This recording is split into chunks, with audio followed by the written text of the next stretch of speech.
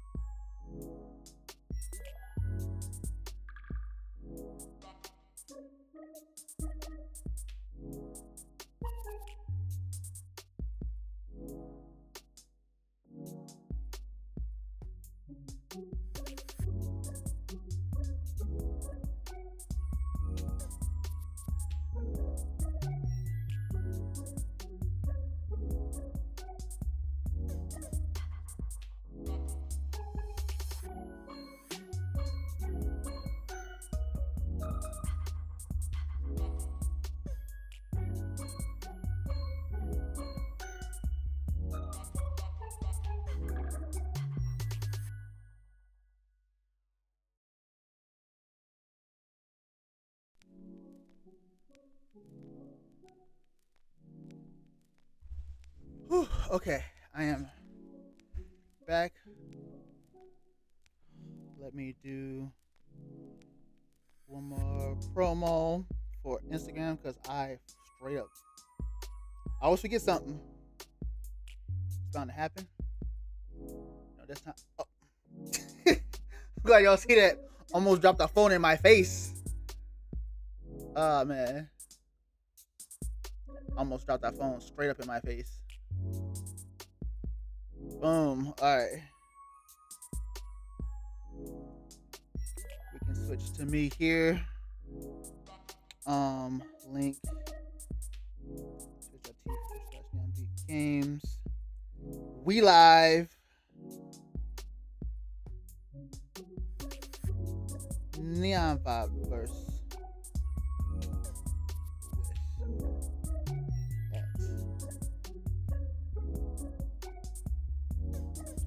Boom. Here we go. All right, no distractions. Always forget something. That's how we do. ads. Oh.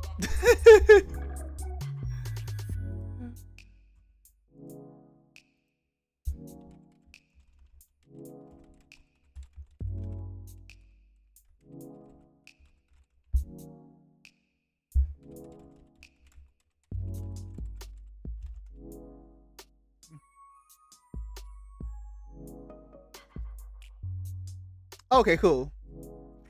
Just gotta be over here grooving for a bit. All right, cool. When y'all see my ads, are they? Please tell me that they're just like 30 seconds. 30 seconds. Okay, good. Because I didn't touch them, and I didn't know if it was like if it defaulted to 30 seconds. All right, and the music to my voice is fine, right? It's like the music is not being drowned out, and my audio is coming in loud, right? I can't tell in my headset because my headset makes things louder. But even though I have the music turned down through my headset, it sounds like it's louder.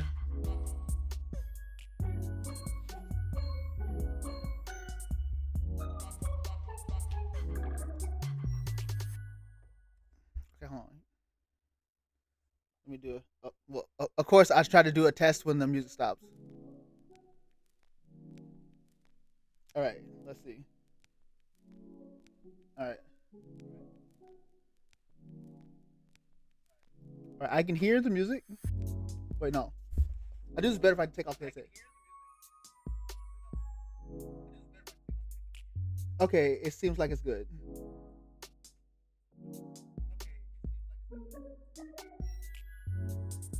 So as long as, I don't start talking like I'm mumbling. All right, yo. What is up, everybody? Welcome to the NeonVibeVerse Podcast. We're about to chit, chat, and chill. How y'all doing on this Saturday night? We are about to be chatting with shortly the amazing Raid. Hello, don't do that. We just got here. Neon, never a minute streamer, never a mumble streamer. No, I kid you not. Like, I looked back on my stream with Punks, and it seems like a part of me was like quiet. Also, I just like high key got it too. Like, never a mumble streamer, never a mumble rapper. But here, we're about to be here in a hot second with Corey Samantha, aka is Samantha. It's about to be a vibe and then some. But let me get out some shout outs here real quick. Starting with Gooby Wooby 07, aka Nathan. Big vibes indeed. Go check him out. Subscribe, probably won't regret it. Of course, go check out Samantha, aka Corey Samantha. Big vibes. She is amazing. Go show her some love too. Subscribe, probably won't regret it. Go check out here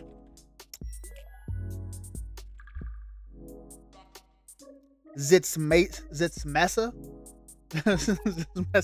aka Gabe. Also big vibes. Chill dude. Subscribe, probably won't regret it. Go check out here. Hold on. Is he done? Lama Beam Extreme, aka Alana. Also big vibes. Subscribe, probably won't regret it. I love everybody here. Alana does art streams. Gabe runs the Valorant streams. Gooby be running all different streams. Also has a nice taste in music. So if you go and check him out, you'll also get a chance to hear him vibe into some music. Let's see who else. The notifications of who live is like covering up everything. Okay. Thank you for the redeems. I forgot to bring back water when I was running around. You are very welcome, Gabe. Very welcome. But I gotta get some water here in a hot second here. You are very welcome, Alana. But yes, we're about to vibe out here with Samantha. And you're very welcome. And we're gonna do the new setup that Anna helped me fix because she was determined to help me fix it, and I appreciate her for it too. So let's see. I still don't know how to do the intro without it being the awkward before the setup thing, but hold on. We're gonna do it this way. I'm gonna hop in Discord.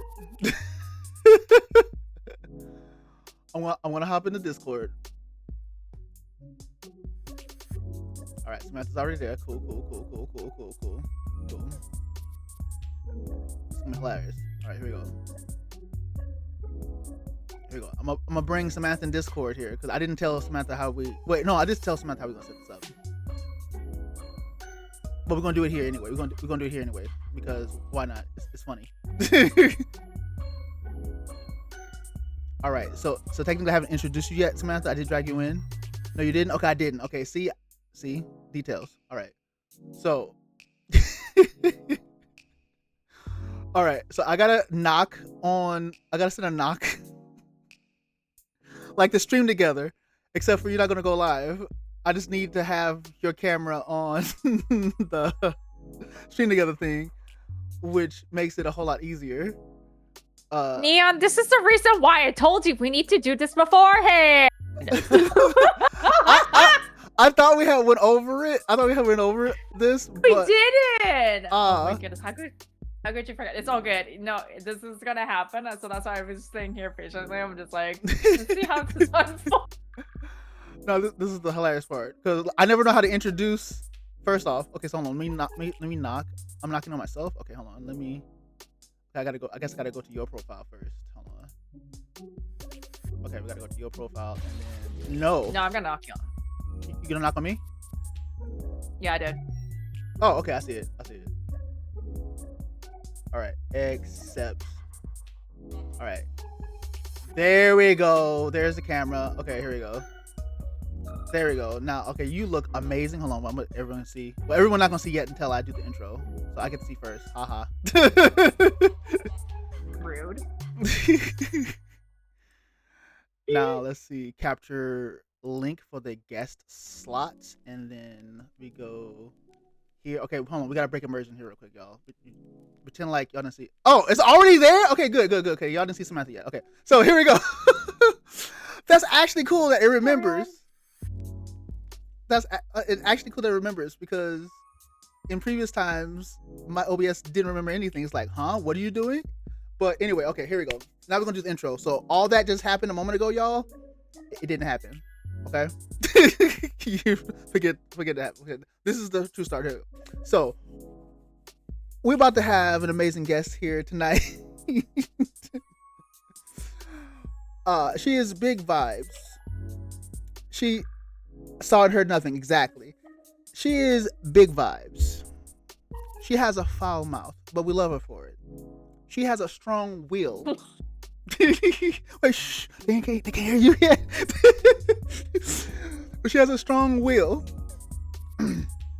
She mains Cloak and Dagger perfectly. Like literally before we started, not only did she not die in her Cloak and Dagger game, but also straight up like tank the most damage. And I'm still trying to figure out as a healer, how do you do that?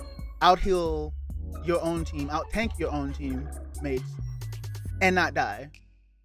But also, she's a very sweet person, and I love her to death. Welcome to the podcast, the Queen, Corey Samantha, aka Samantha.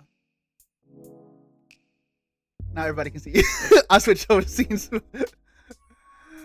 Yo, I wish I had like a clap track, but I'm probably not gonna ever get that. Maybe one day, I don't know.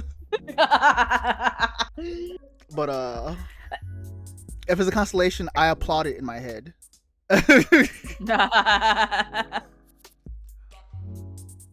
But woohoo, yeah, there we go. Yeah. Hello, everybody. Yeah, I could have straight up just said drops hypes in the chat. That's what I should have did. Look, I'm new to this. Like what, 10 podcasting? Still new to this.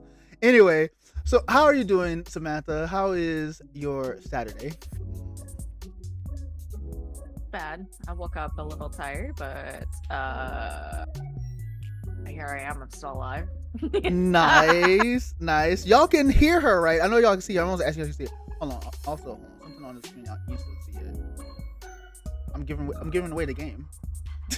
Okay, you didn't see that quiz. You didn't see nothing on the screen. Okay. Yes, y'all can hear her? Okay, good. Because it was stuff we did this whole podcast. It comes out gold, and the audio on her end just garbage. Like, I'm forever frightened by, forever concerned about audio, because me and audio is not the best of friends, apparently. Yeah, same with me. Yeah. Technological. Yeah. I get that a lot. So. Yeah. Hold on. I'm gonna double check. Here you go. Oh, okay. Hold on. Say hi one more time. Hello, everybody. All right, that is perfect. If the audio changes at any point in time, I'm retiring from everything. Anyway, so Samantha, introduce yourself to the people who may not know you. Tell us what you do. All right. Wow, that's a loaded question. Okay, so introduction here. My name is Samantha. I go by Samantha. I did recently change my Twitch to Corey Samantha because I still get a lot of people calling me Sam, and that is my biggest thing, that I don't prefer to be called Sam, but I prefer to call Samantha or Corey. Hence the name. I'm based out in Vancouver, Canada. I'm not going to dox myself here, but I'm just going to keep it as generic as possible. I actually have worked in the medical field for 8 years as a medical office assistant, and I kind of dabbled into streaming because it was a way to decompress a little after really long hours and just being burnt. So, and because I have a very outgoing personality, I was like, you know what, I'm gonna give this a dabble. See where it goes. Nice. And how long have you been at the streaming content creation overall? Okay, streaming, I started last year. I did start it last year, beginning of January, at another place, but that's a bit of a short story there. But I didn't fully commit until probably mid-December. Okay. So, content-wise, I've been posting content, mostly like fitness stuff, since 2013.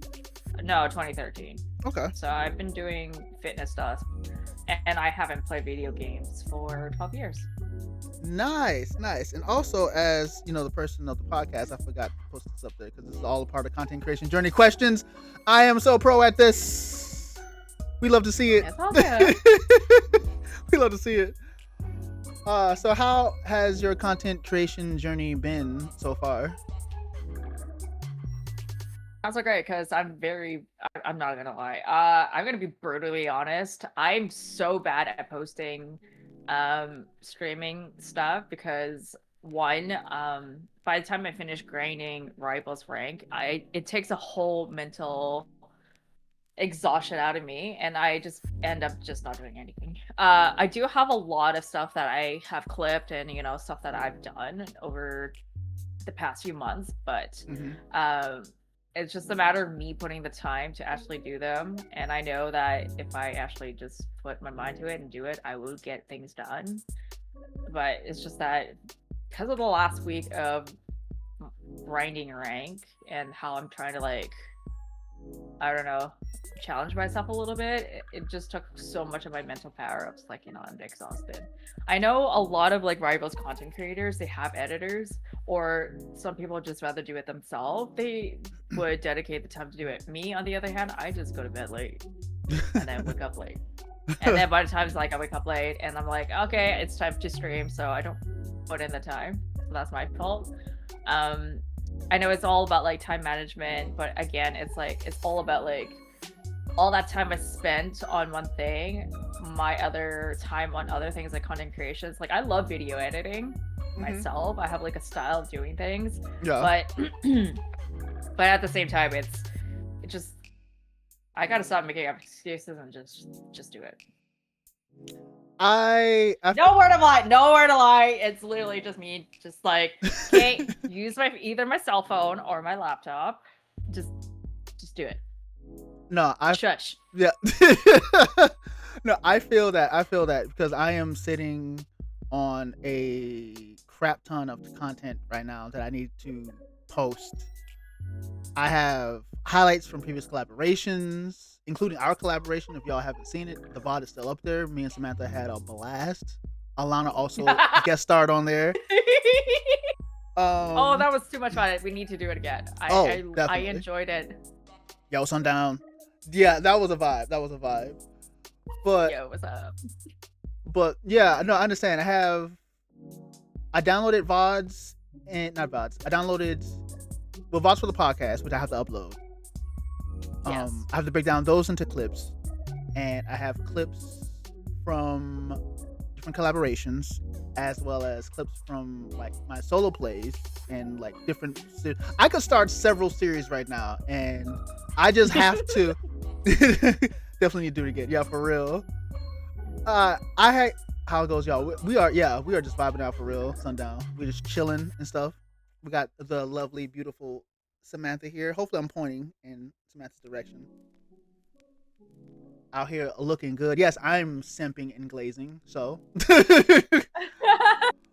but no, I definitely understand how you feel. It's in my case, it is like tiredness, a little bit of stress, some laziness,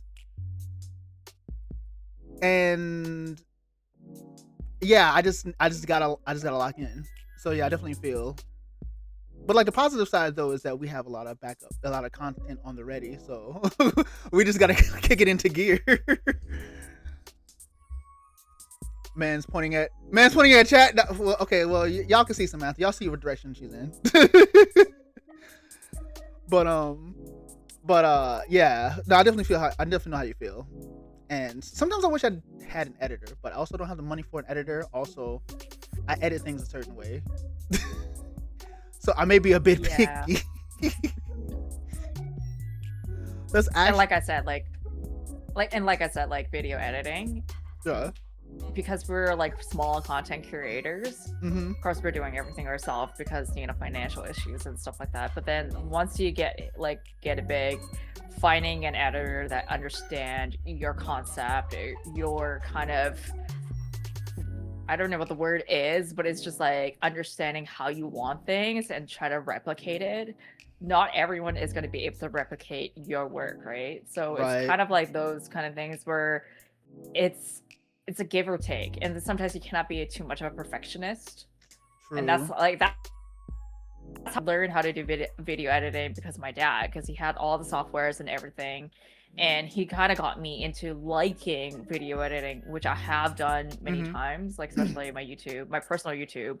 I do it in a certain way. However, I got to a point where like my personal stuff is not exciting as it is like doing streaming and stuff like that, because streaming you get to see like me playing video games and being me in a community that I'm slowly kind of like developing and finding my own kind of little thing, whatever you call it. And also like it's so weird how everything kind of lined up from this year, beginning of this year, grinding to get affiliate, and then having fun and finding groups of people that jive with my perspective in life and respect me as a person.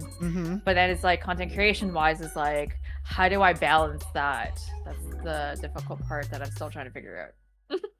Oh, that is a boss battle in itself, for real. Trying to find time to stream, and it's hold on, what? Oh, we have a stream streak? Yo, there we go. Stream streak. I had to look at my phone to see it because I couldn't see it on the chat side. Yo, thank you for the 3 stream streak. I'm just kidding. I'm just kidding. But yeah, it is hard. It is hard to balance those 2 out, streaming and content creation, because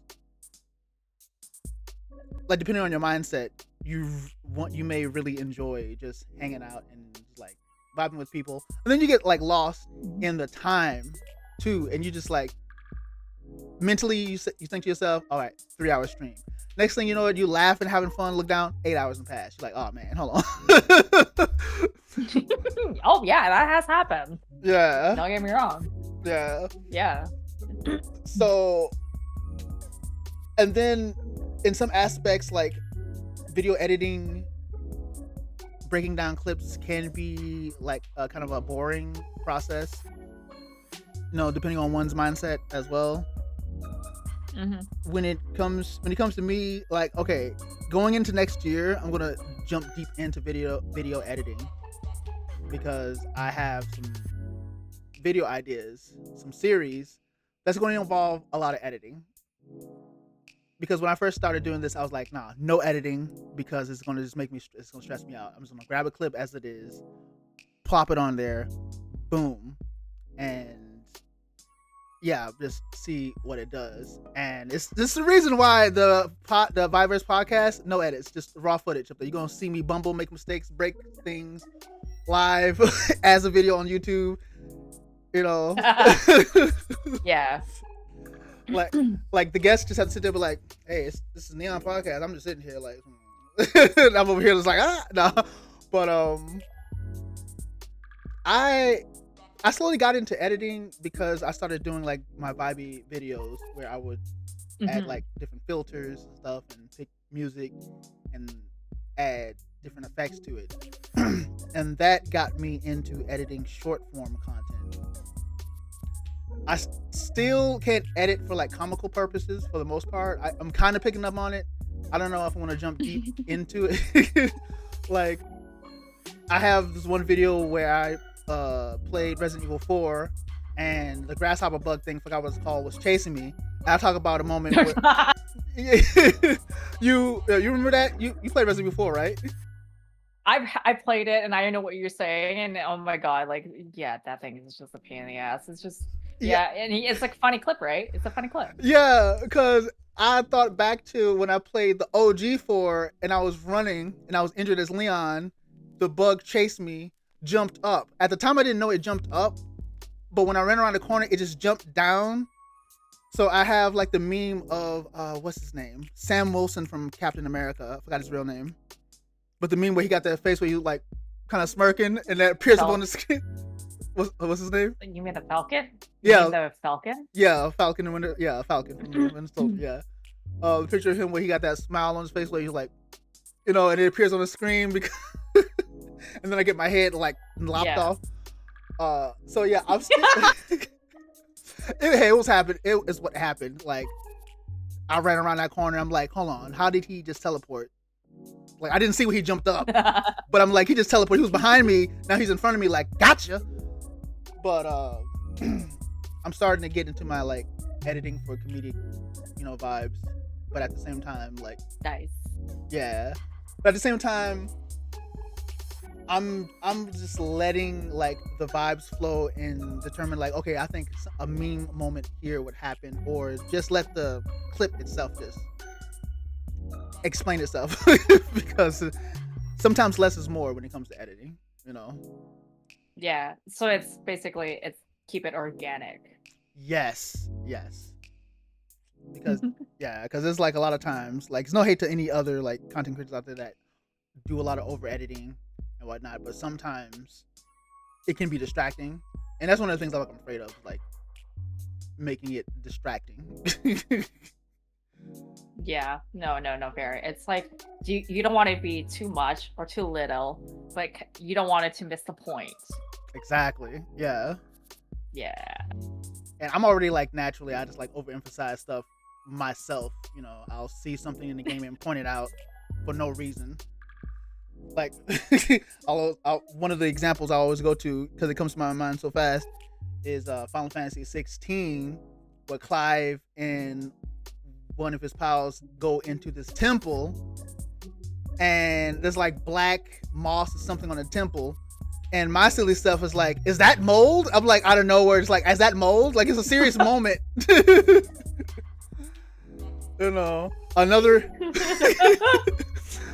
Another example, Clive and Sid is having a serious moment, and they're like drinking and stuff, and he's like, "Here, take this drink." He handed him this rusty cup, and I'm like, "We're gonna get tetanus, aren't we?"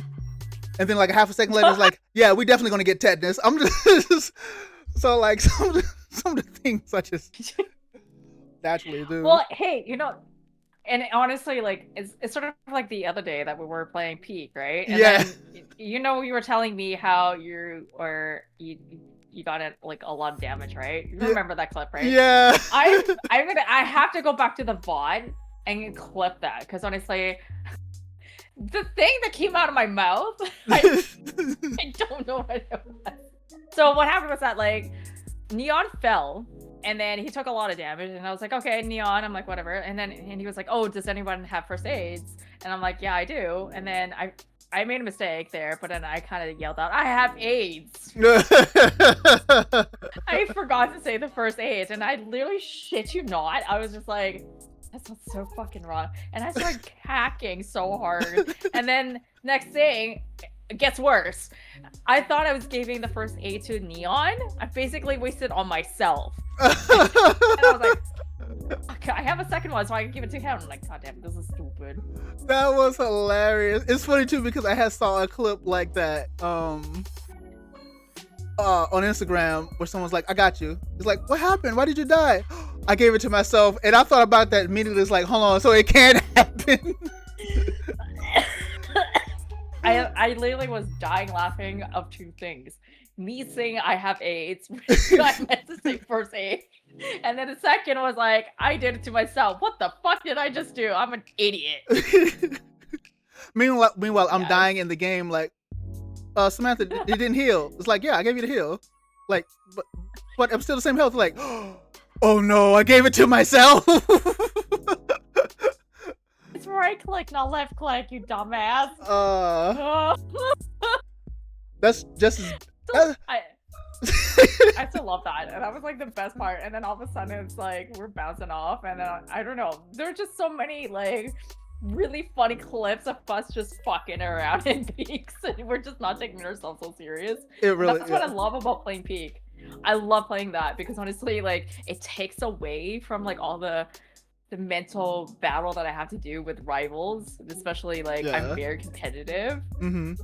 And it's just like it just helped me to be in a better place, because after our night, like after our Peak, I was ready to tackle to be diamond, but unfortunately due to the time, like if I had an extra hour, I probably would have made to diamond. But because of what I had, I was like, you know what, I beat my last Peak, which was plat 2.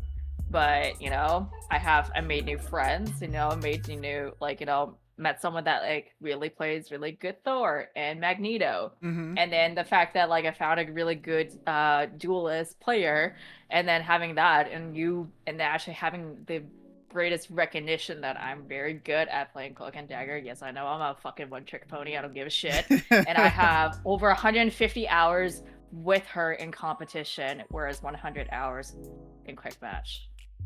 Which right now, so what I'm doing is I'm avoid to playing quick match with Cloak and Dagger. I don't care if the other person have War Cloak and Dagger. I don't care. It's not my responsibility to play her anymore.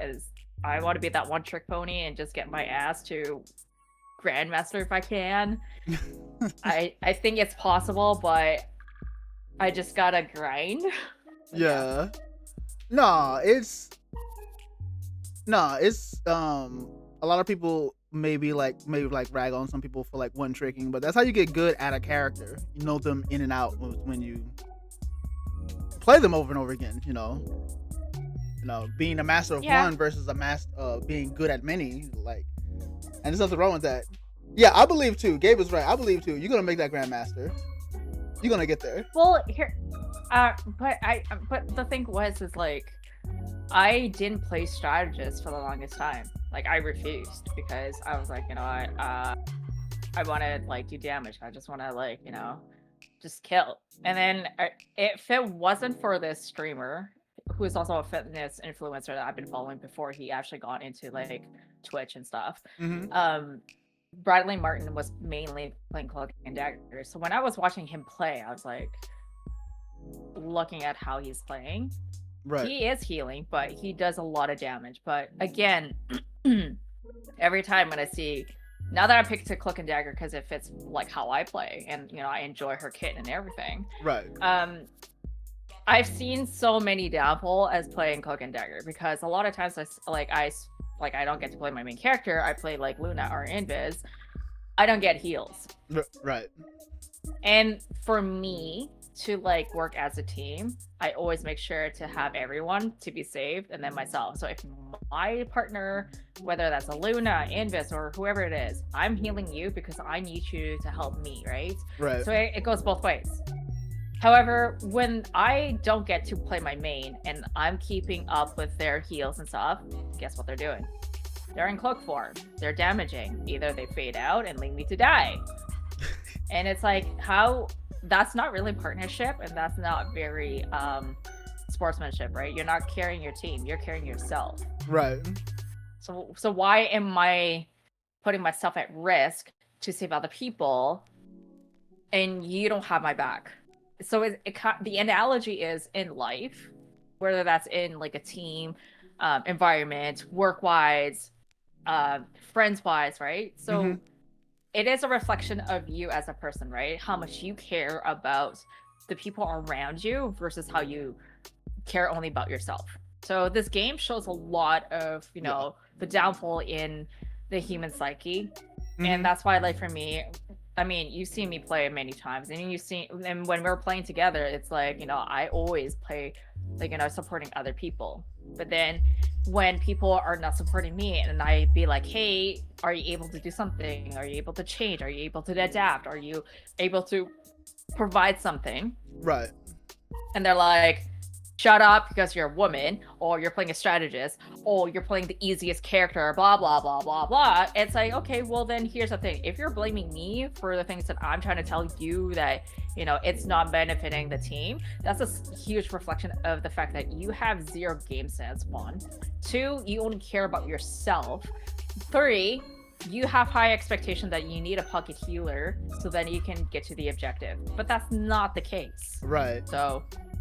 And that's the reason why when I play Marvel Rivals, I enjoy the game. I love the game. I love Marvels. I grew up like playing Marvel games ever since I was a kid. I grew up watching X-Men movies, and I dabble a little bit of comic and stuff, but like I understand.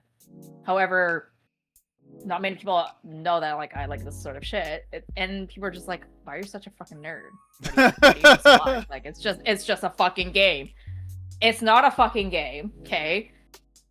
You have to stick with, you know, the content, right? Like, or like subject matter, or like try to keep it to the lore, right? Because that's what the fans are. The fans are the ones like love the lores and, you know, wanting it to be authentic. Right. You don't want things to be like half true and like kind of bullshit. Yeah. That makes any sense. No, that makes a lot of sense. And I actually plan on doing a video talking about, you know, Marvel Rivals. Probably gonna come out before the podcast episode goes up, but yeah, just in case anyone gets part of the video, yeah, y'all see somewhere maybe in here. I probably will forget to post it there, but yeah, you just keep an eye out. Go back and you'll see it. Yeah. Sure, Neon. Yeah. Sure. But it's funny that you mentioned the mentality and psyche and stuff. That it also goes the same in content creation, you know. People have like that same mentality when it comes to content creation, where they'll look down on someone because of gender or because of how much they know. Wait one sec. Answer that, or how much they know, you know, versus seeing that person like, okay, let me break down what they're doing and be inspired. And it can also like erupt into like jealousy or unhealthy competition and stuff like that. And it's really crazy. It's really crazy. Because like everyone in the space I see, you know, for the most part as inspiration. And I say for the most part because it's like people that I don't know, you know, I can still pull something from them. like all my friends groups, you, Samantha, everyone in chat, everyone that we all know together, you know, my biggest inspiration, you know, I pull from them. And I don't see them as competition. I don't look down to them. I look up. I almost said I don't look down. I don't look down. I don't look up. I'm just here. No, no. I don't look down. You know, I don't get any type of negative. I don't have any type of negative feelings. I'm just like, okay, so this is how they doing stuff, and you know, I want to do that too. But yeah, the human psyche, the mind, the brain meats sometimes don't be braining with a lot of people. Yeah, so speaking of which, like content creations, like even for me, like I didn't start streaming until like I actually started following. So for an example, actually, she's Canada. Like, god damn, I can't in English right now. She's Canadian. Okay, sorry. She's the whole country. She's Canadian. Jesus Christ. Her name is Saskia, and it's like a short form of Saskatoon. Yeah. And I actually came across her content because of like scrolling through Instagram. I don't have TikTok, and I know some people love TikTok. And unfortunately, I'm gonna go back to the story. So in Canada, you can have a TikTok account, but you cannot get your account to be monetized. We have like some sort of fucking, I don't know what the hell it is, some bullshit thing.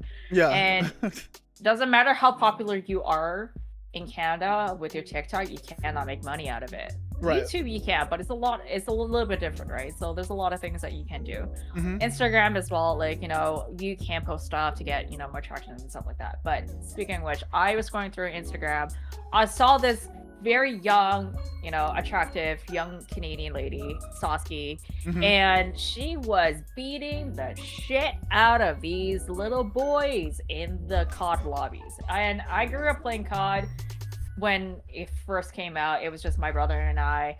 My dad never played it because honestly, he's not that sweaty. So my brother and I, we like to play competitive games all the time, and just so happened I just got into video games at a very young age, and you know I like shooting game. And whenever I'm playing with my brother, no issues. Like we don't get a lot of guys like, oh, go back to the kitchen because we're young and it first came out, right? So Yeah. And I'm just a kid. I'm maybe like 12 years old playing Call of Duty. It's a fun game. The older I got, it just gets worse and worse and worse. So watching Saskia, you know, putting guys in place, especially telling them like, oh, go back to the kitchen, oh, go make me a sandwich, blah, blah, blah, blah, blah. She is so good at the game, like way better than I was ever a teenager. I just fuck around in the game anyways. Yeah. She is so good. She put these guys in their own place. And I understand that, you know, a lot of times for guys in their 20s, 30s, 40s, I don't give a shit how old you are playing Call of Duty.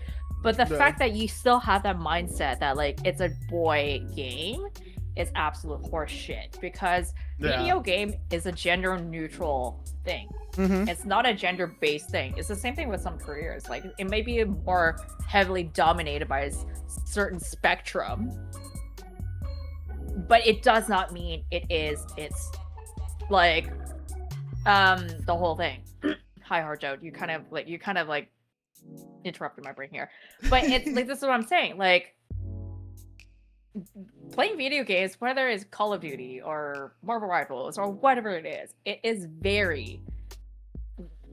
is gender biased, but it should not be like dominated one gender side, right?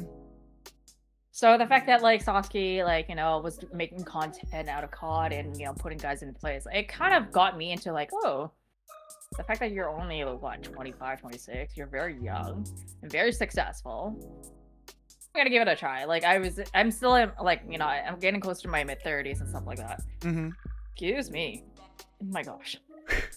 And yeah, so it's like, you know, I start playing Rivals and, you know, playing whatever it was, and then here I am playing support. And then I'm not even joking, no word of a lie, I think it was like Thursday night, not Thursday, Wednesday night, I had someone that said, you know what, like telling me that like you're playing Cloak and Dagger, you should just shut up. Right. I was like, dude, I put it in place. I'm like, dude, did you, like, there's no need for your negativity. Honestly, it doesn't matter if I'm playing Cloak and Dagger. I'm just like trying to keep you up. If you're gonna be this negative, log off the goddamn like game and actually work on yourself. do better, please. No, for real, yeah. Like I really don't like how just because you're having a bad day or like your life is miserable, you log into like video games and you have this negative perspective in yourself and in life and projecting your insecurities onto other people. You make other people suffer. Yeah. That's not video game. That's just a poor reflection of you that you can't handle your own personal stuff. Yeah, that is true. And it's the same in the content creation space. That's why I'm always like making sure I'm vibe checking a lot of people and keeping an eye on how they react, because like I'm all about positivity, you know, and good vibes. And you know, I personally, and I know you do too, we all in this community want to see everybody make it. So we ain't out here trying to like downplay anybody. Yeah, we ain't out here trying to downplay anybody or talk down to people. And it sucks that there's people that exist in this space, just like in the gaming space, that, you know, is so comfortable and happy and satisfied with talking down to someone, you know, for whatever reason it may be. It's silly. It's honestly just stupid. Sound like I'm just rambling, but y'all know what I mean. Yeah, I get what you're saying. It is, and it's really, and as you're saying, like content creation, it's like there's always a competition of like who's better, and that's a really bad mindset to have, because it doesn't make you like any better. It just makes you look very insecure that you have to dominate. It's like, if we go talk about like, you know, Charles Darwin, the battle, like what's this phrase? It's like something of the fittest. Battle of the fittest. Survival of the fittest, right? Yeah. So like, top of the food chains will always be the top, and then anyone that's down in the mid and bottom will always be mid and bottom. It shouldn't be like that in social media, right? Social media should be like a community of like enriching, helping, supporting people. If you don't do that, that's a really bad, like, it's a bad thing to have. Yeah. Like, I always, like, for me, it's like Sasuke. She is so amazing. Even, I started off with very minimal followers. Didn't even, like, I only had, like, maybe 2 or 3 people that, you know, show up at my stream. And, I mean, I've read her many times with that small amount of, you know, viewers. And every single time she see people that she she recognized, and you build that, you know, that close relationship, she'll be like, "Oh, how are you? How's your game?" And she is very genuine. So that's why, like, for me, whenever I'm streaming, you know, when people raid me or people give me anything, I literally was just like, "Why are you giving me anything?" Like, thank you. Like, I mean, well, then it's a separate issue though. But it's like, for me, whenever someone, like, you know, I know, or like I make friends with, like people that I don't know, or like, you know, whatever, I'm just like, whoa, hello, hi, give me 1 second here. I'm very locked in on my game, but I will get to that to you. And just like, thank you so much for the raid. I really appreciate it. That's like very, like, I'm a little bit flabbergasted here, but yeah. It's like, I'm very genuine when that happens. It's like, oh, people started noticing me. Oh, like, oh my god, what the hell? Like, who are you? Like, what? Like, who are you? So yeah, like, again, it's like it's like when you're streaming, you're putting yourself in the digital world, and it's very public, right? Yeah. And you can't be a part of my French here. I don't mean to, you know, insult or kind of, you know, offend anyone here. If you're a piece of shit of a human being and you're streaming and you're not being genuine, people like me can see through that shit. Yep. Not facts. And honestly, social media content as well too. That's how I see it. I actually pose as genuine as I can and try to be as humble as I can. And also the fact that, like, the people that I follow, like, I want to, like, continue supporting them. Right. And if you're not genuine, I'm not following you. Like, it makes me feel uncomfortable because it doesn't really jive with my, you know, my culture and what I believe in and what I'm trying to support. Yeah. And it's also the fact that the community as well too. And unfortunately, I kind of experienced it firsthand. That, you know, I understand that there's certain people, you know, are very protective of their own community. However, if I make a little small mistake, you cannot fault me for that and come out gun blazing. It's a poor reflection of the community that I support. Because now I don't really I don't show up in their stream anymore because, you know, the way that their community made me feel. Yeah. So for me, it's like, I want to make sure that my community welcomes everyone that comes in. Yeah. And it's the same thing when I moderate for people that, you know, that I care about. It's like, I want to make them feel like they're welcome. You know, we're having a conversation, you know, we can like get along, we can crack jokes. And, you know, with the streamer, like, you know, I poke fun of him or like he pokes fun of me. It's like give or take. Right. It's the same thing with mine. Like my moderators, they always make I say this without like, you know, crashing out here. They always make me suffer on stream. It's not in a bad way. It's like all fun and love, and they just trying to get me to like crack and just like get out of my comfort zone. Like, yeah, doing jumping jacks, and apparently my roommate told me like not to do that again because it apparently just sounds like I'm rumbling upstairs. So I gotta take that off. Yeah, so there's some things like, you know, my community it makes me do on stream, and I'm just like, what the fuck, dude? But then it's vice versa. It's a give or take, right? But it's genuine. Yeah. And everyone that knows me knows that I don't like to be put in my place and, you know, doing things that are just like, that gets reactions. Yeah. So I'm just, fuck you guys. Like, fuck you guys. Like, I always say fuck you guys, but it comes from a love because honestly, like, I was not expecting it. But again, at the same time, it's like, fuck me right now. Why am I embarrassing myself? Right, for your entertainment, guys. But yeah, it's like, again, content creation, it's all about being genuine, right? Yeah. So no, and that's one of the reasons why I love you so much, because you are real and genuine about everything. Like here now, y'all, here and outside of stream and in her stream, it's the same Samantha all around. You're not getting, this is not podcast Samantha, and then, you know, on her stream you're gonna get Corey Samantha, the streamer, and then offline you're gonna get of different Samanthas, all three the same. And it can't be as simple as that, as being a content creator, unless you're creating like a character for content, like you're creating someone that's a persona or something like that. You know, you don't have to put on a fake mask and be someone that's terrible, you know. Like, I know I said this one time and chat was like, no, and I forgot who it was. I think it was Chat and Anna O22 that said some people shouldn't be platformed. I always say that I would rather someone to be an a-hole out the gate. That's so I can avoid them versus them hiding, putting on the mask, and I'm just like all around, because I don't want to. If I get into trouble, I want it because I did something stupid, not because I'm standing next to someone and get collateral damaged, you know. Yeah. But no, some people shouldn't have a platform, because we don't need extra toxicity out there in the world. But then it's also the fact that, like, even with content, like, even if you're being genuine self, there are some people that are very toxic positive. Yes. Like, yeah. So I Toxic mean, I'm not from shades. Sorry. And I never really understood or learned from this until like I actually experienced it. Yeah. Because I thought positivity was just positivity, but then toxic positivity comes with, you know, I don't know what the word is. It's like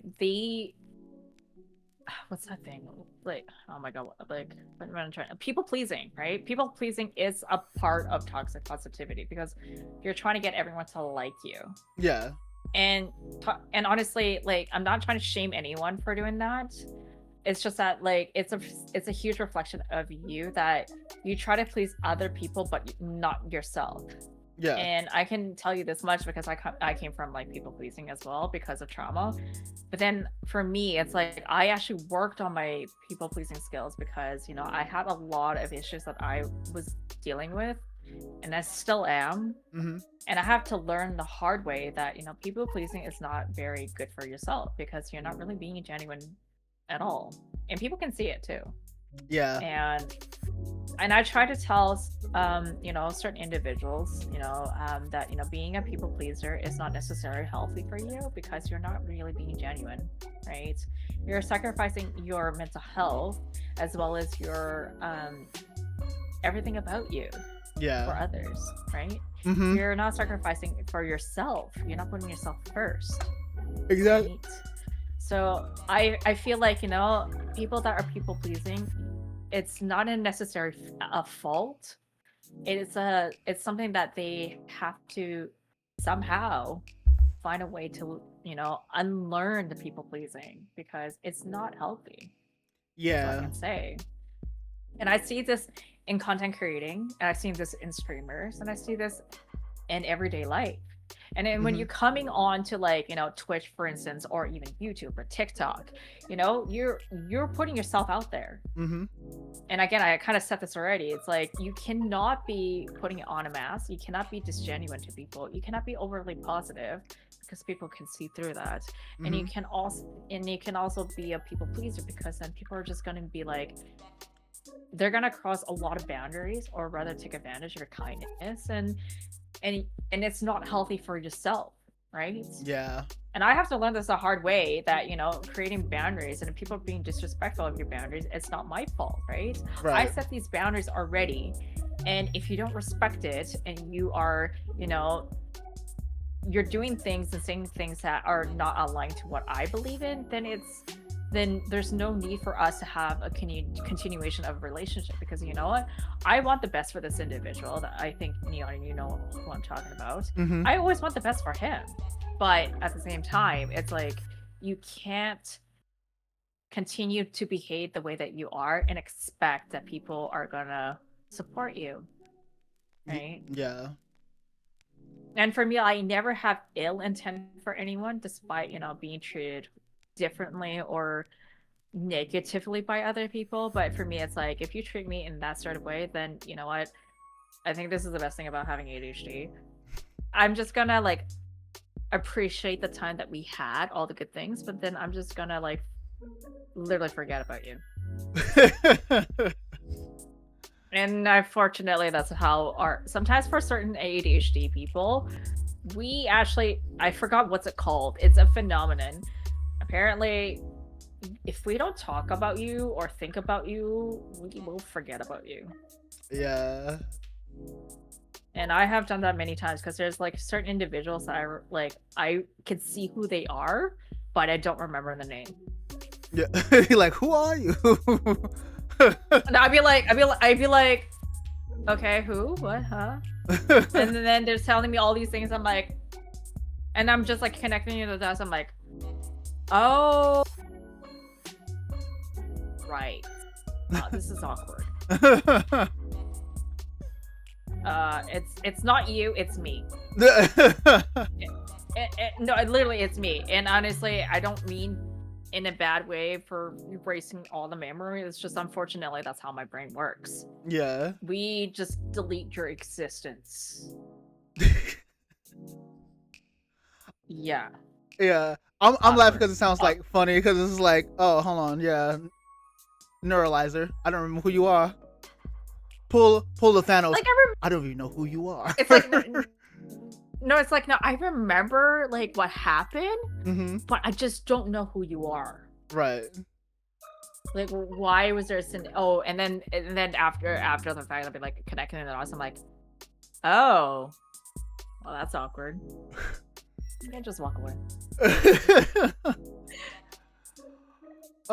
But yeah, to circle back. Yeah. To circle back to the connections to the community and toxic positivity. Yeah. Trying to be nice to everyone, trying to make everyone like you does create a very toxic community because you're inviting people who have a different mindset. Oh, let me say it different. Not different mindset. You're inviting people. Well, yeah, you can say different mindset. You're inviting people who have a negative mindset into your community. So you're trying to please them, and they're trying to get away with stuff that you don't want, but you don't want to hurt them. But then you're also alienating, people who genuinely connect with you. So it's best to not be a people pleaser it's best to set boundaries, and stand by those boundaries that you set, because it can mess with you mentally, because you're over here like trying to juggle, like, how can I make everyone happy? You can't. You're gonna have some people that's gonna like you for who you are, some people that's not gonna like you. You got some people that's gonna be wearing some really good masks, but the cracks is there. You just gotta wait and see. You're gonna have some people that is there for bad reasons. You just have to keep an eye out and pay attention to the ones that's real. Pay attention to the ones. Notice the ones that are fake, and most importantly, like you were saying, put yourself first. Yeah. Okay. So I don't like to use the word fake. I like to use the word disingenuine. Disingenuine. Okay. Yeah. There's a very negative connotation with fake. And this is where kind of like, I guess because of like learning different vocabularies and understand the English word. Yeah. I learned to be a little bit more cautious of using certain words. Like unless like I really truly want negativity and be a total like, pardon my French here, a cunt. I will use certain words, but like because I'm very diplomatic and stuff like that, so I try to keep it as like as mutual and as positive as I can. But yeah. I understand what you mean by fake, but then the other word is disingenuine, because you're not being their genuine self. Yeah. They are they're using a facade, or like again, it comes back to like people pleasing. People pleasing is such a I'm not faulting anyone or anyone who has it, but at the end of the day, pleasing others is not gonna please you. And I was trying to encourage people, especially in my community. I have a few people that that I know, especially male. I'm not trying to be I don't want to be a bitch here, but a lot of times when it comes to mental health or even like, personal issues, like I understand that in the culture, male culture dominance, the way that you guys are brought up is not being open about your feelings. It's always about like closing it behind closed door, and with other guys it's like, oh yeah, like we don't talk about it. Right. Yeah. Like I find that like that's not very genuine to yourself, because you're basically digging a deeper hole for yourself. Right. And up until you don't have any holes to dig, you're just so deep in there that you're gonna combust, right? Right. That's why for me, for some reason, my community is predominantly male. Yo, Jello. It's a separate issue. I always encourage my community to like actually open up, like talk about your feelings. Like I know I'm a female, and yes, like it doesn't make you feel comfortable to open up, but like it's not healthy for yourself to be closed off and then still trying to please other people but not pleasing yourself, and you're not working on yourself. You're basically just, lack of a better word, you're just adding more shit to your pile. Right. And then speaking, I don't know why I'm using shit as an analogy here. It's the same thing with like some people's personality, right? Yeah. If your personality is shit to begin with, covering it in glitter or putting on aerosol and all this shit, right, around your shit, does not make you a good person. It does not make your personality any better, right? It's still shit, right? True. It's the same thing with, I don't know why I'm using shit as an analogy here, but it proves the point. I'm sorry. No, it's valid. No, it proves a very valid point. It does. But again, it comes back to like, if you yourself is shit, you may want to understand why it's shit, right? It's the same thing with like, again, I'm gonna say this again, like mental health. It's how you work on yourself, be genuine with yourself, and then open up like to certain people that are going to be acceptance, right? Right. Like I accept people for who they are, because you know what, there's a story behind it. Every people are battling something. Your battle scars is a reflection of you as a person, how you see life. That's why like I'm very close to certain people, and I always encourage them to talk to me, but then they're like, I don't trust you because I don't know you. I'm like, fair enough. However, for me, I'm not looking to like be pity or whatever it is. I'm not trying to like sympathize or whatever the word is. I can't even think of it right now.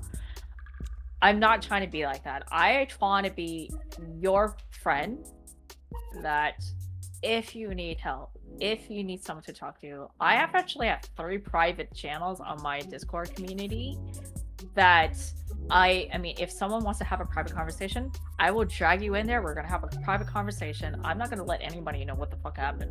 Right. It's just you and me. Right. Because I don't feel like anyone needs to know or care about your situation. Does it make me treat you any differently? No. Because honestly, you're being vulnerable. And it takes a lot of guts to open up to a total stranger. Yeah, that's true.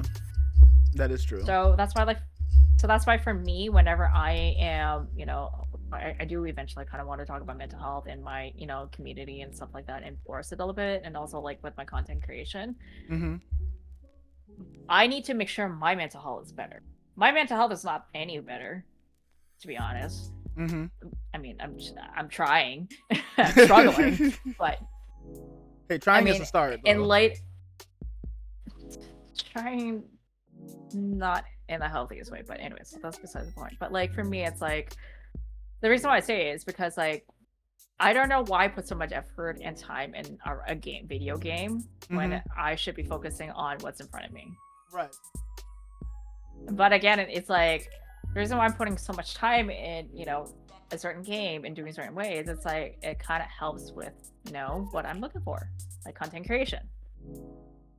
Right. So yeah. Nah. But again, like yeah, toxic positivity is a thing, and I see it a lot, and I don't encourage it, I don't enforce it, but like that's the thing. Sometimes some communities I like and some communities I don't like, and you just, as you said, like, you know, knowing you, Neon, you're that type of person like, oh, I see something in you, but it's like I'm gonna keep my distance. Like for me, I do that too, but it's just like, yeah, I'm a talker. I will chat my head off if I have to. And that's how I get to know people. That's how I get to know how you are and what you like. And that's the thing about moderating for a certain content creator. I'm not gonna say the person's name here. I already knew within a month what he's like. Yeah. And I remember all these informations because as a moderator, you're doing a lot, you're juggling a lot, but then you also need to make sure that like, hey, the community is genuine, right? Right. And then specifically when he was dealing with some shit, I don't know the details. He kept it vague, and I was like, you know what, that's the thing. Like when I like saw him posting like he's taking time off, I was like, you take all the time you need. Like you need to focus on yourself. And and the problem was like a few weeks before he took that break, I was like, you're not doing too well. Why are you torturing? And I always hassle him like, yeah, you need to stream a little bit more often. What the fuck is going on here? But I don't say anything. But a few times, like I kind of gave him subtle hints. Like I noticed like you're not yourself. Even when you're playing video games, you're not yourself. Like what the fuck are you doing? Yeah.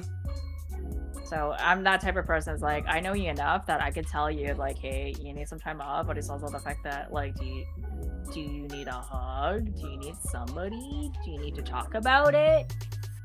No answer. No reply. It's like, fair enough. You don't know me. I don't know you. But as someone that is monitoring your channel full time, like I'm always there almost every single stream that you do. I genuinely care. Yeah. That's who I am. And that's good. That's good because like for me personally, I appreciate, you know, my friends noticing if like I'm off a little bit, because I'm a stubborn person with myself. I'm like, I got this, I can do this, and in the back of my mind is like, yeah, you're lying to yourself. Like, no, I got this. Like, all right, we got to put into precautions because we about to send some very big messages to him here in a second here. So like, I appreciate like you and Shells, Indie Bird, you know, y'all check in on me. Everyone in chat, you know, they'll be like, yo, something's off, Neon, you probably should take a break. And I'm quick. It's funny because I'm quick to listen to if someone on the outside looking in say I'm okay, but if my own body, I'm having like a debate in my head, like, am I okay? Or you know. So like it's awesome to have that community where people around you can read you just as good as you, but it's real enough to be like, or genuine enough to be like, yo, you're off. Something's off, you know. And it's equally awesome when, you know, the streamer themselves actually listen, because I have come across people. Well, I've come across people that I wanted to be like, yo, something's not right, but at the same time, I get an extra feeling like they're not gonna receive it well. So that's when I start, you know, just like sitting and chilling and stuff. Unless I'm like close to a person. If I really know a person like really close, then I would like DM and be like, "Yo, you okay? Like something seems off," and stuff like that. And they'll answer me. And stuff.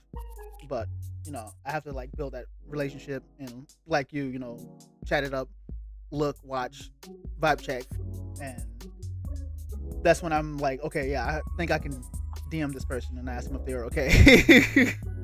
You know. But during your content creation journeys though, have you come across any roadblocks? Yeah, me. I just imagine you like, yes, I got this, and then it's also you like, are you sure about that? Dark Samantha? No. No. And honestly, it's me. I've been my biggest roadblock because I have so many ideas, and there's so many things that I want to do, and because I have ADHD, and it's not an excuse. And the way I'm not justifying my answer here though. How do I explain this? He was like, it's not an excuse. I'm about to make an excuse. It's not an excuse. But no, I have ADHD. I have ADHD. Yeah.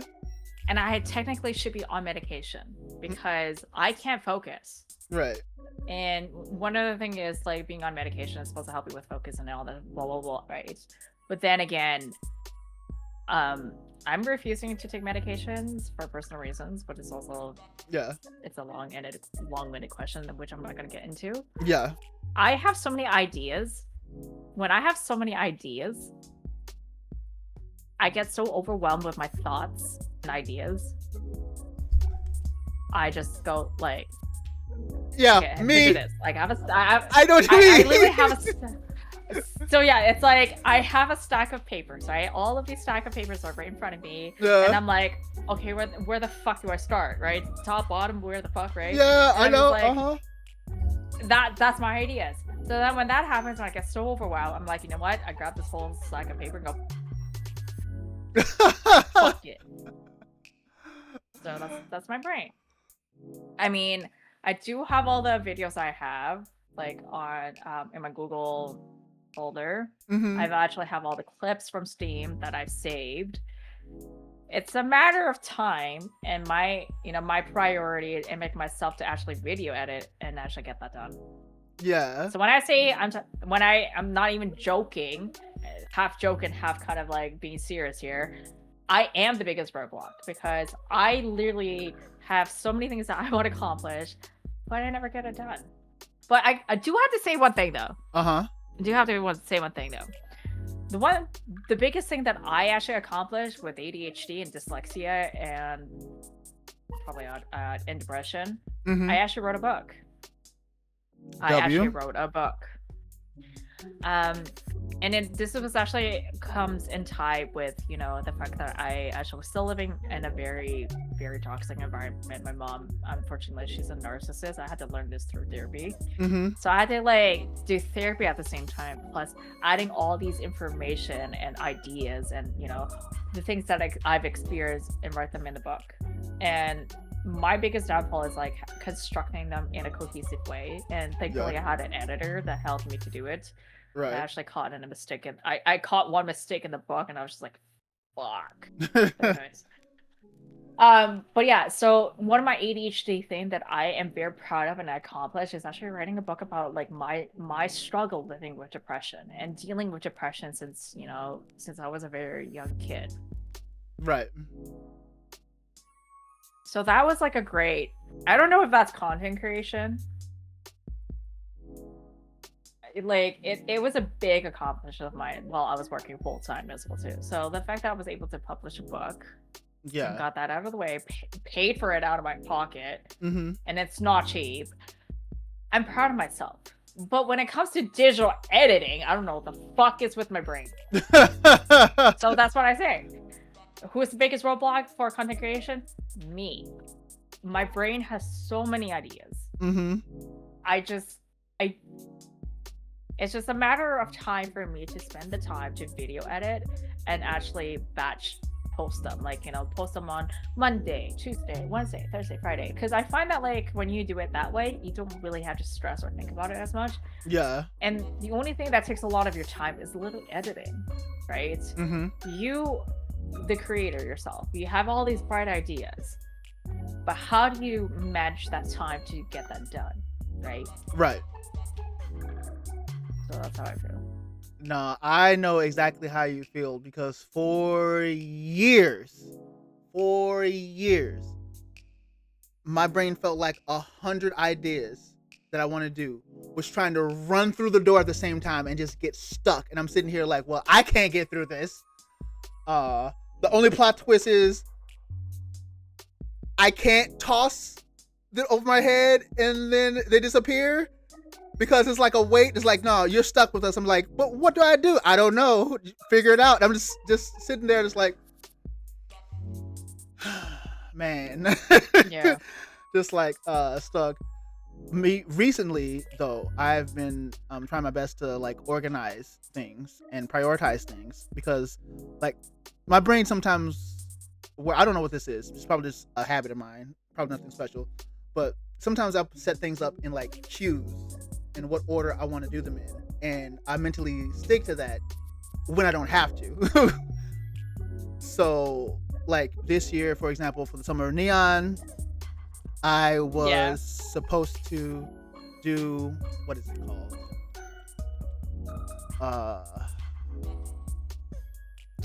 My creator scrapbook. I was supposed to do that over the Summer of Neon, but with everything that happened, you know, in my life, passing of Big Mama Neon, God rest her soul. And you know, me grieving and still pushing through. Thanks to y'all. Y'all, like, again, y'all helped me out a lot. Like, Samantha pulled in and was like, I got you. And it was awesome. Everybody pulled in and stuff. But like, in my mind, like, I was supposed to do that over the summer, and then it tried to weigh down on it. It tried to like weigh down on me, like, oh, you didn't do this over the summer, and I start to like accepting, like, it's okay to move things around. Like, if you can't do it this time, you can do it at a later time, and it's perfectly fine. And I'm getting more comfortable now with like ideas that I want to do or mention that I wanted to do, simply shuffling them around and doing them at another part, you know, when I'm mentally ready or have time, you know, and stuff. So yeah, I definitely understand, like, that's also like one of my roadblocks is like me and how I plan things out, how I'm like chaotically organized, which is just a mess. You know, ideas and stuff just be everywhere. I'm just like, man, I want to do all these things at once. But it also can lead to mental burnout. Go ahead. Yeah, I know. Okay, Neon, can I ask you a personal question? Yes, go ahead. Okay, so do you have a family doctor? No. Wait, like a therapist or like a physical? No, family doctor, as in like a primary practitioner. I said physical doctor. Yeah. I'm guessing you don't. No, I don't think so. A primary doctor. No, okay. I don't know how it is in America. I did this actually when I actually did have a family doctor, a primary care. Yeah. I actually did talk to my doctor. I was like, hey, I need to know if I actually do have ADHD, because honestly, I've never been diagnosed properly. Right. So at 33, my doctor gave me these questionnaires, and I kid you not, when I found out how bad my ADHD was, it helped me understand the fact that I work and function very differently than anybody else. And what that does is that, like, if I have so many things that I want to do, so I do have a lot of notepads, and I also have a whiteboard. Mhm. So I used to do this when I was working as a medical office assistant and running a very busy clinic. Right. I always write down the things that I need to do for the day, Right. because it helps me to keep myself organized. And I know for me, for a fact, that like I have ADHD, I'm very dysfunctionally chaotic. Yeah. Like right now, you can see my office is like the shelves are pretty, like, I don't know, great and whatever. But at the same time, I don't know if you can see it in the dark, but yeah, it is pretty, like, whatever. Yeah. But in terms of my desk, it's fucking messy as shit. That was my desk. So it's not. Yeah, I still need to. I still need to clean mine. So, but anyways, that's besides the point. But like, Yeah. as what I'm trying to say is, like, I find that like when we're this chaotically, my mic, please. When we're that chaotically disorganized, that's how we are. And I understand that some people don't like that. And I actually have family members that told me like to clean my shit up better. And you Mhm. should do better, blah blah blah. They're basically trying to help me in some ways to be more organized. However, that's not the case. My dad is like that as well too. Like, he's a little bit of a hoarder. Right, same with me. But that's how he is. Like, oh my god, stop whacking my microphone here. I don't know if you picked that up, but anyways, it's like understanding everyone's quirk. It's not necessarily a bad thing. So if you are a chaotic, disorganized person, be chaotic, disorganized. But just as long as you make an effort to try to organize it in such a way. But I know for us ADHD people, Yeah. once we organize it in such a way and it's all clean, we don't feel comfortable being it clean and organized. We want it chaotic. Yeah. I don't know how that's how you feel, but that's how I describe my chaotic mess. Is like, it has to be chaotic mess because I know where it is. People might not understand what this chaotic mess is, but that's how we function. Yeah. I just thinking I just have like a chaotic mess because, you know, I want to do everything all at once, and, you know, I try to put things where I can remember them as far as like my computer desktop is concerned. But I'm finding it now that I kind of want to lock in and have things in more order so I can easily get access to them and do them properly. You know, Yeah. because like I tried for a while. I was like, you know what, I'm take it day by day and do stuff like that. But then more ideas like this idea, and I'm writing them down. Like now I'm writing them down. Like at first, when it came to the podcast and I brought it back, I'm like, I'm gonna remember all of these dates off the top of my dome. Yeah, no, no, no. I found myself trying to go back to messages like, wait, who am I supposed to do a podcast with this month? Hold on, go down to messages. Oh yeah, I was supposed to ask this person. It's like, oh, I gotta check out this date. And then I'm just like, it came to me like, why don't you just write it down? Like, just write down the dates. I'm like, you know what? You're right. I'm gonna write down the dates. So I have notes on my phone, and anyone I talk to about a podcast date, like with Samantha when we set up the collab and podcast, I wrote it down immediately. I did not listen to the side of Neon that's like, oh, we'll remember that, we'll write it down later. It's like, no, immediately, like, okay, so this day, this time, this stuff, and then we go over it and adjust it, and I immediately adjust the time on there, you know. And so yeah, being a little more organized, taking down notes so I don't have to remember everything, since I'm remembering everything else, helps out a lot. And speaking of like the dates and having ADHD and knowing myself, I hate being late. Yeah. I have like 4 notifications all the time. It'll be 2 weeks, 1 week, a day, and then an hour before. Right.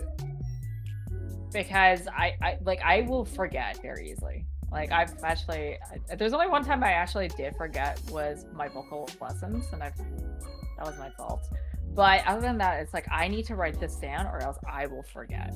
And it's I would say like a lot of times I don't forget dates. Mm-hmm. If I don't put it on my Google Calendar and have those reminders, like I will completely forget. So that's why it's like for me, whenever I'm having like, you know, a certain date not like a romantic date. It's like, you know, having a set time for like friends, like coffee and whatnot. I have to tell them like, hey, let me know what the date is and the time, so I will be there on time. Right. And my on time means like I'm gonna be there like 15 to half an hour early. Yeah. And that's my rule of thumb. And unfortunately, this is not for the case for a lot of ADHD people. It's just unfortunate that my family, my parents, especially specifically, they're such assholes sometimes. I don't mean to be disrespectful here, though. They are so fucking anal about being on time. It's fucking ridiculous. The person that's late all the time is my brother. Never early. Me, I got shit on all the time about being fucking late, and I'm like, yeah, I have anxiety because of it. So if I am not 15 to half an hour early, I get the worst anxiety. If I'm on time, like right on time, and I'm just like stressing. Meanwhile, collabing with Neon. When you were late, I was just like, when you were late, I was expecting it anyway. So I was just like, you know, I'm just gonna play some Rivals. While we were talking, I have Rivals right next to my monitor right now. It's still on.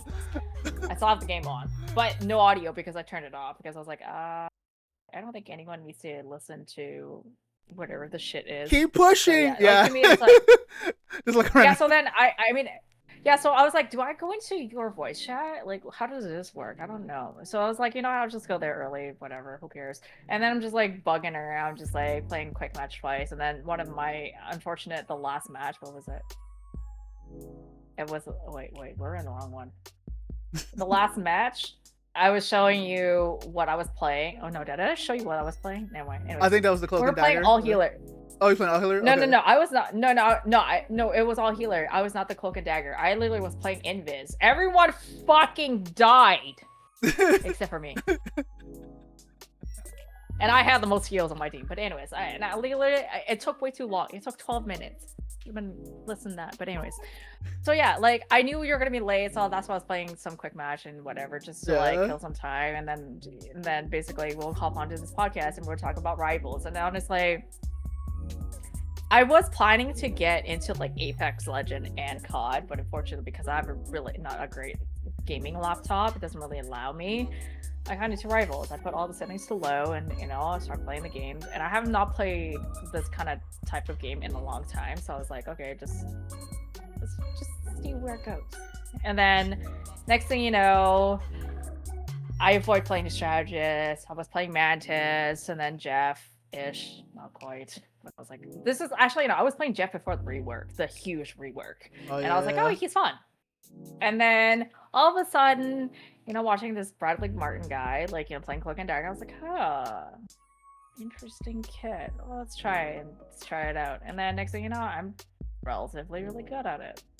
And here I am. Oh, yeah. Grinding. And then everyone's like, I've had like people are telling you're the perfect Cloak and Dagger. Like I've had invis people like I like patty cake with. They're like, I've never seen a Cloak and Dagger play like you do. And then also like one of my stream, like one of my matches, I flanked as a Cloak and Dagger by myself with no assist from like a Vanguard or a Duelist. Just me and my solo self going against their own strats. Right. And what I see is that as playing, you know, Cloak and Dagger, you get pocketed by a Vanguard and a Duelist. Mm-hmm. That's not really flanking. You're not really doing the solo, dude.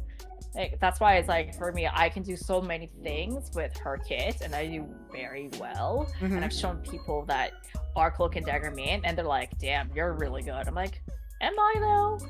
I don't think so. Like, I always doubt myself because I know there's so many other better Cloak and Daggers than me.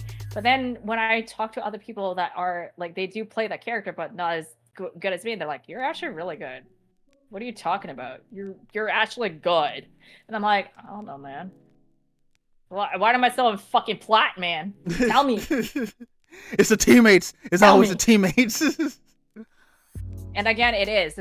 That's why it's like trying to find like a reliable, like a tank or like a Thor and a Magneto main. It's really helpful. And then finding a good duelist to help me like fight against, you know, all these other things. And then like for me to keep up with them. And the fact that I'm able to keep up with them and I'm able to use comms to communicate to get through like, you know, where I need to go through and like tell them like to push, when to push, and when to pull back, when to pull back. I'm the best healer. Ha ha ha. Right, Gabe. Sure. No, I'm just kidding.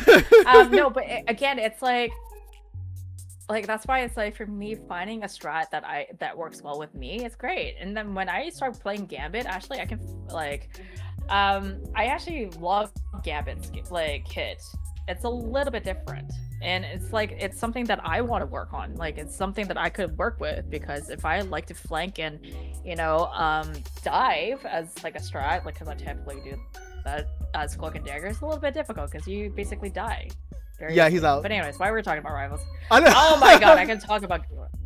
Yeah, he's already out. I already played him like twice. He's actually fun. Yeah, I haven't had a chance to really take him to the practice round yet.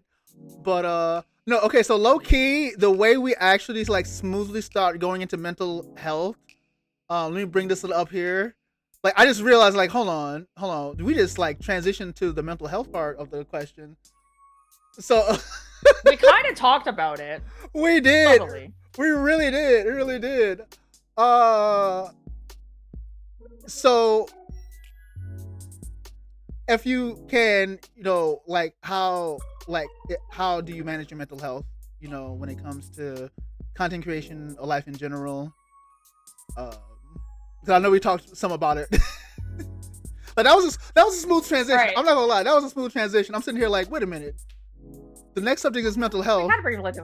But we just we did. Okay. We kind of briefly talked about it, but we can dive into mental health.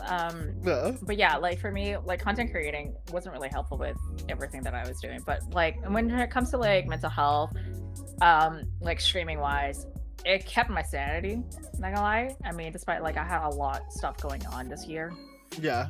I don't know what it is. Ever since I got let go from work end of April and having to deal with my roommate's loss of his dog. Yeah. I was not in the best of mood, if anything.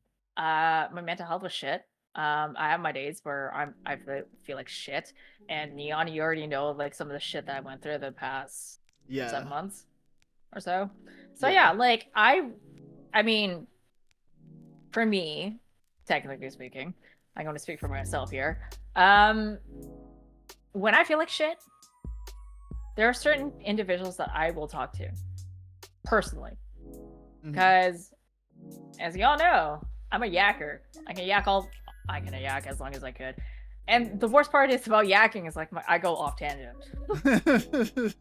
But that's besides the point. But like for me, whenever I'm hitting like a very bad like mental spot with myself, or like if I'm dealing with something that is hurting my mental psyche.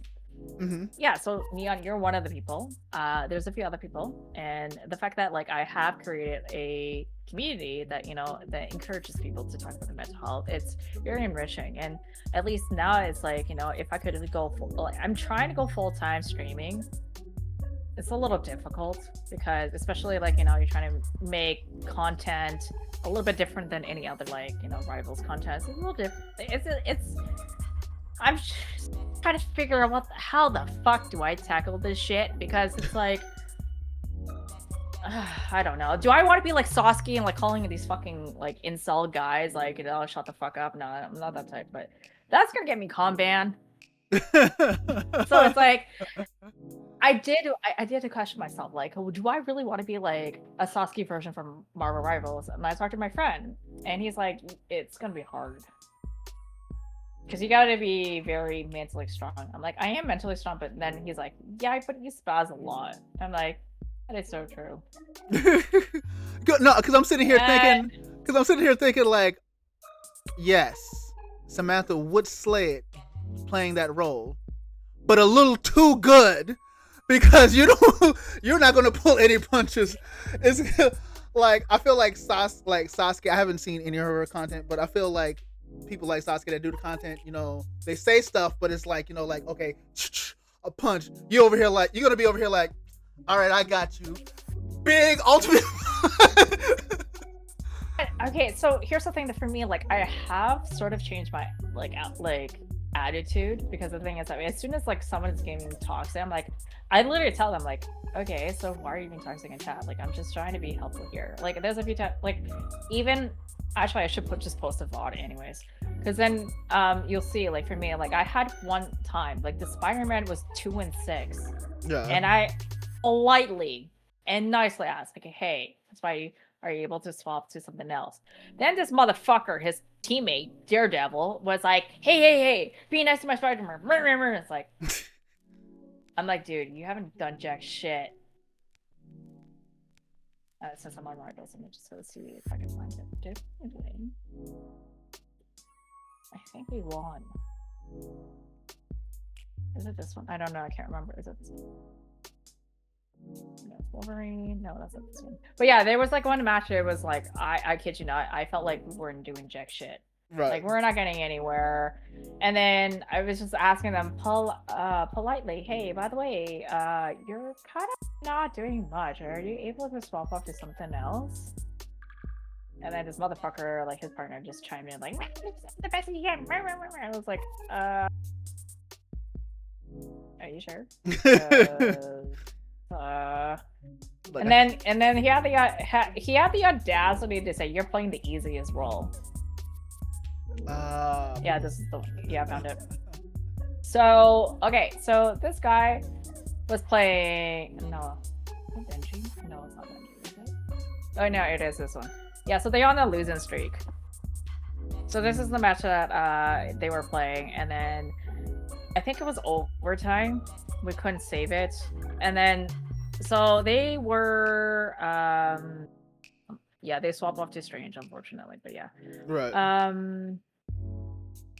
So they were 2 and 6, and then we turned around, and then the person had the audacity to say, like, "Oh, you're playing the easiest role, like, shut the fuck up." And I was like, "Are you fucking joking?" And then at the end of the match, I might have died a little bit more than any other strategist, but I kept the team up. Like, I literally did my job. I have the most heals. Yeah.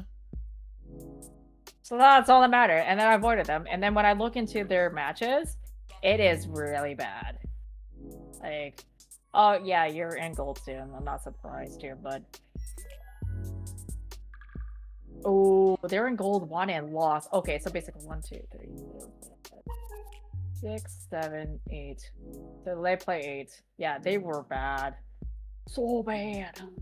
Yeah, so they were on a losing streak. So yeah, it's like, for me, whenever I see people being toxic in my chat, I'm just like, dude, why did you just log onto the game? Why are you so miserable? You know, and this is the thing about being toxic in chat, it kind of ruins the mood for the team. It does. Yep, it really does. And I really tell people in my chat, as well as on in the game chat, like, why do you have to be so toxic in chat? You already piss everybody off. Right. Do better, man. It's like the world does not revolve around you. And then the audacity for this fucking individual to tell me to go shut up and, you know, just do my job and heal. I'm like, whatever, I'm done, man. It's like, don't waste my time. The fact that I'm trying to, like, change your mindset to do better, and I get shit on. Yeah. I never got that. Worst. Yeah, I never got that. It makes no sense.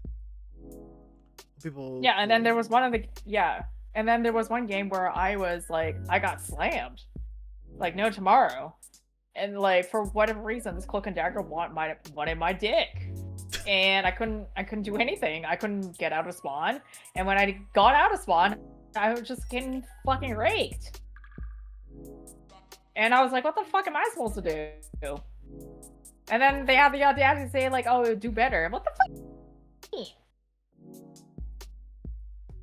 Yeah, that reminds me of the time when I was playing ranked, and I had this raccoon. Woo! Rocket Raccoon. Yeah, he was taking me down every time.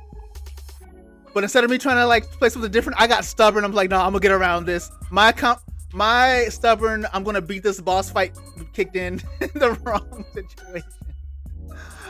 And he shut me down. I couldn't even be mad. I'm like, I was annoyed, but I'm like, I can't be mad. Like, fair play.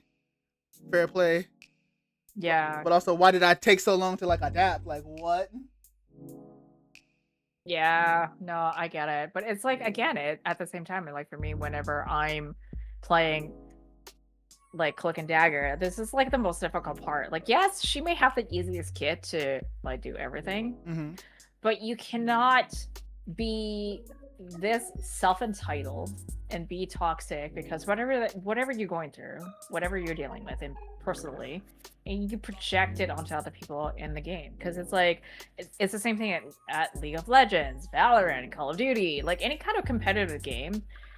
The reflection of an individual to be this competitive but toxic competitive, it's really, really mind-blowing. Like, and then the fact that like men ranking on women playing video games, I would never fully understand why people have to behave so childish.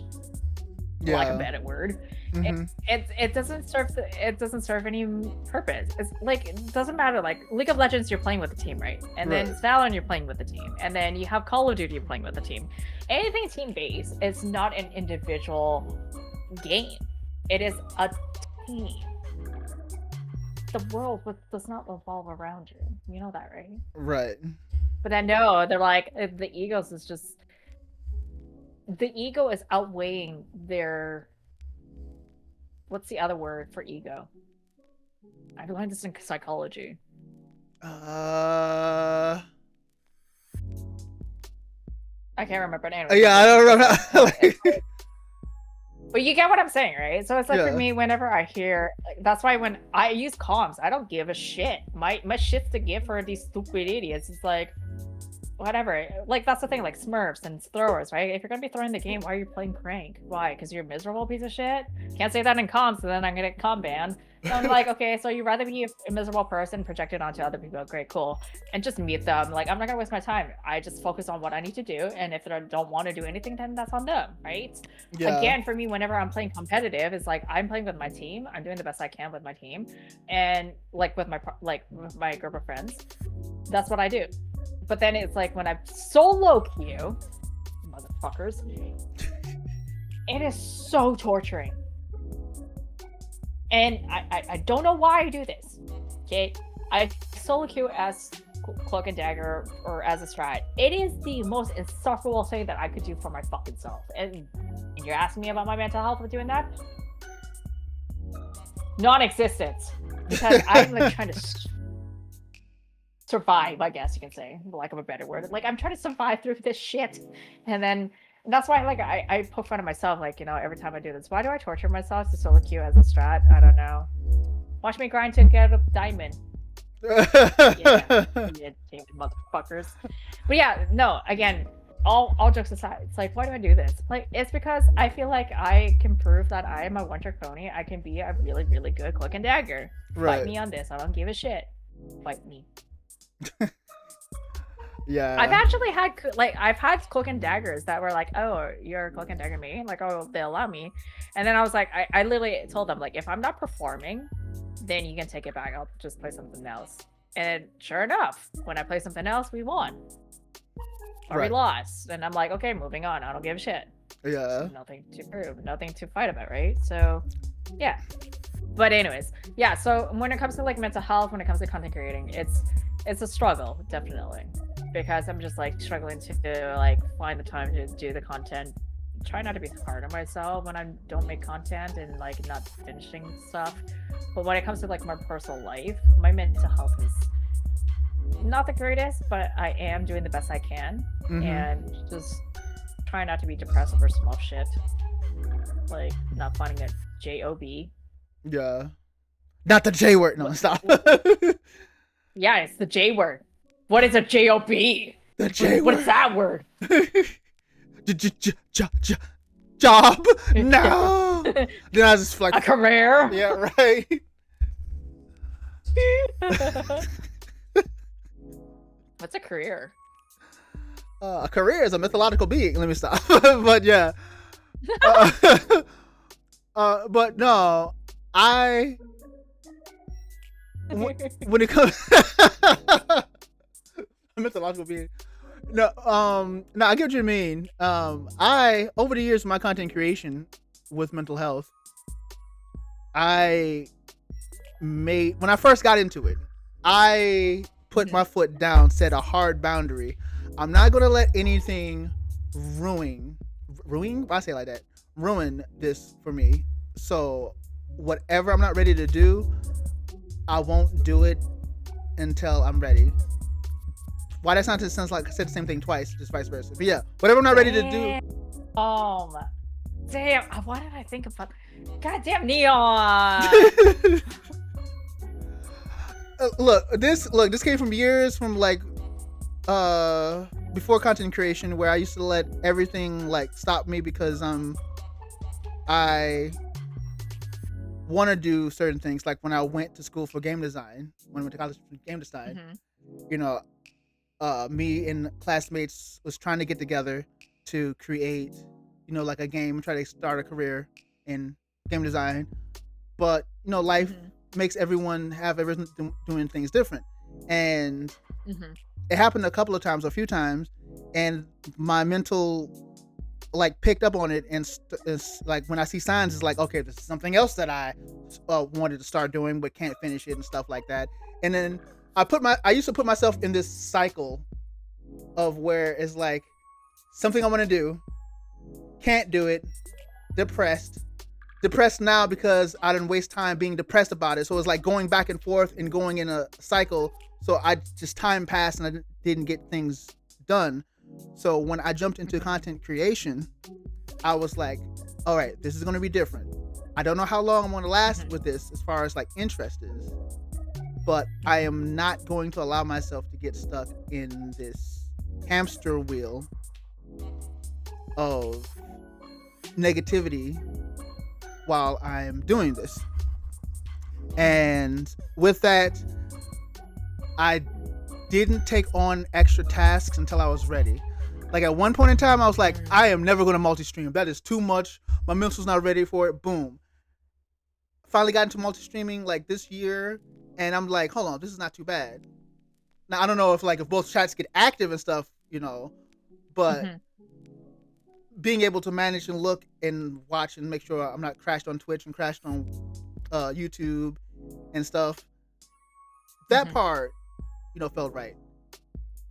I didn't feel pressured when I didn't even have a YouTube account until I was mentally ready, because I was like, I'm not ready for a YouTube account because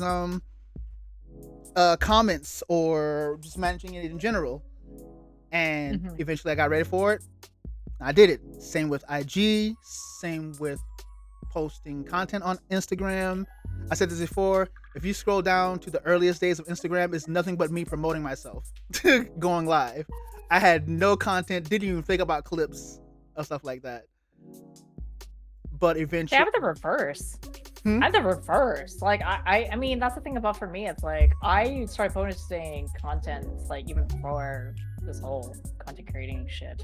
Yeah. Like, this whole streaming weird. I don't know what this is, to be honest. Like I'm still a noob. I'm not gonna lie, but at the same time, it's like for me, like I already like know myself enough to know like how to promote. But then it's like I post clips of like, you know, playing Rivals, playing Scarlet, and all this like weird shit. Like I started with 1 or 2 and then haven't posted for God knows how long. Right. And then when I lost my job, I was focusing a little bit more. But then it's like, now that I have all these free time, like I've not been working, like I feel very frustrated with myself that I'm not creating enough content to get like where I need to be. Yeah. But then at the same time, I'm like, you know what? I'm still learning all of this. I shouldn't be mad about myself. I should give myself some grace. As you said, like, you know, Exactly. like if I'm ready to like create content, I'm ready. But if I'm not, like, why am I pushing myself so hard to push these contents, right? Exactly. If it's genuine, it's genuine. If it's not, it's not. And then I actually have a video of me flanking as Cloak and Dagger. I still have the video. Yeah. I just haven't posted. Why? Because today I've just been busy, right? I have errands to run with my roommate. Yesterday I had to meet with a dog client, which took 3-4 hours of my day. And then by the time I got home, I took a nap. And then when I woke up, I was like, I'm not in the mood to stream. I'm not in the mood to talk to anyone. I'm just like, you know, I'm gonna play Rivals. I don't know. and then my friend was like, oh, let's play for a couple minutes, like a couple hours. I was like, okay, sure, cool. We just hung out. It's like, yeah. I mean, for my flanking Cloak and Dagger video, I have time to post it. Like, I'm not even worried about it. I'm like, I'll post it when I post it. And it's so funny. So I think this is another thing. I actually did something very cool and funny. Mm-hmm. So I was playing against this person that was streaming. I asked them like if they're streaming. They're like, yeah, sure, I'm streaming. Okay, well I'll give you a follow. And then, sure enough, the whole match, I only died once, and everybody died more than 3 times. And then I was like, holy shit, I carried my team. And then when I actually went to the person's stream, he complimented me. He was just like, and I was like, hey, I'm just following you. I'm like, hey, by the way, I'm the enemy's cloak and dagger. And he was like, dude, you are so good. You only died once. Everybody else died. Like, what the fuck, dude? I'm like, basically, you're cured the team. I'm like, I do my best. The fact that I only died once, which is unheard of, because for me, while I mean, I do have some moments where like I die the least or die the most. Every game is different. Yeah. So for me, it's like to have someone to recognize, and he's a small content creator, small streamer as well too, and I give him a follow, and I find that like he was struggling, and like I understand. So the fact that I followed him and give him like positive comments, like that's what I do. I'm not a negative person. I hate being negative, and I hate being a pessimist. I hate bitching and complaining. I do bitch and complain to my roommate about like being ranked and playing this, playing that, and he's like, Right. "You always bitch and complain." I'm like, "Yeah, because I'm fucking tired, man. I'm mentally exhausted to deal with fucking idiots all the time." But yeah. Yeah. No, and you definitely should, if you start to feel like, man, I'm not doing anything, I'm not growing fast enough or whatever the case may be, think about where you started and how far you've come so far. Like you're definitely making it. Oh yeah. You're definitely making progress. Shit. I made huge progress. What are you Yeah. Yeah. I would say leaps and bounds, because I was like a slow burner of progress, to get to this point. It took like 5 years for me, but like you're doing really good. So yeah, it's definitely what a lot of content creators should remember is to do things when they're ready to do it. And that's the thing about like this. That's what I'm saying. This year. Mm-hmm.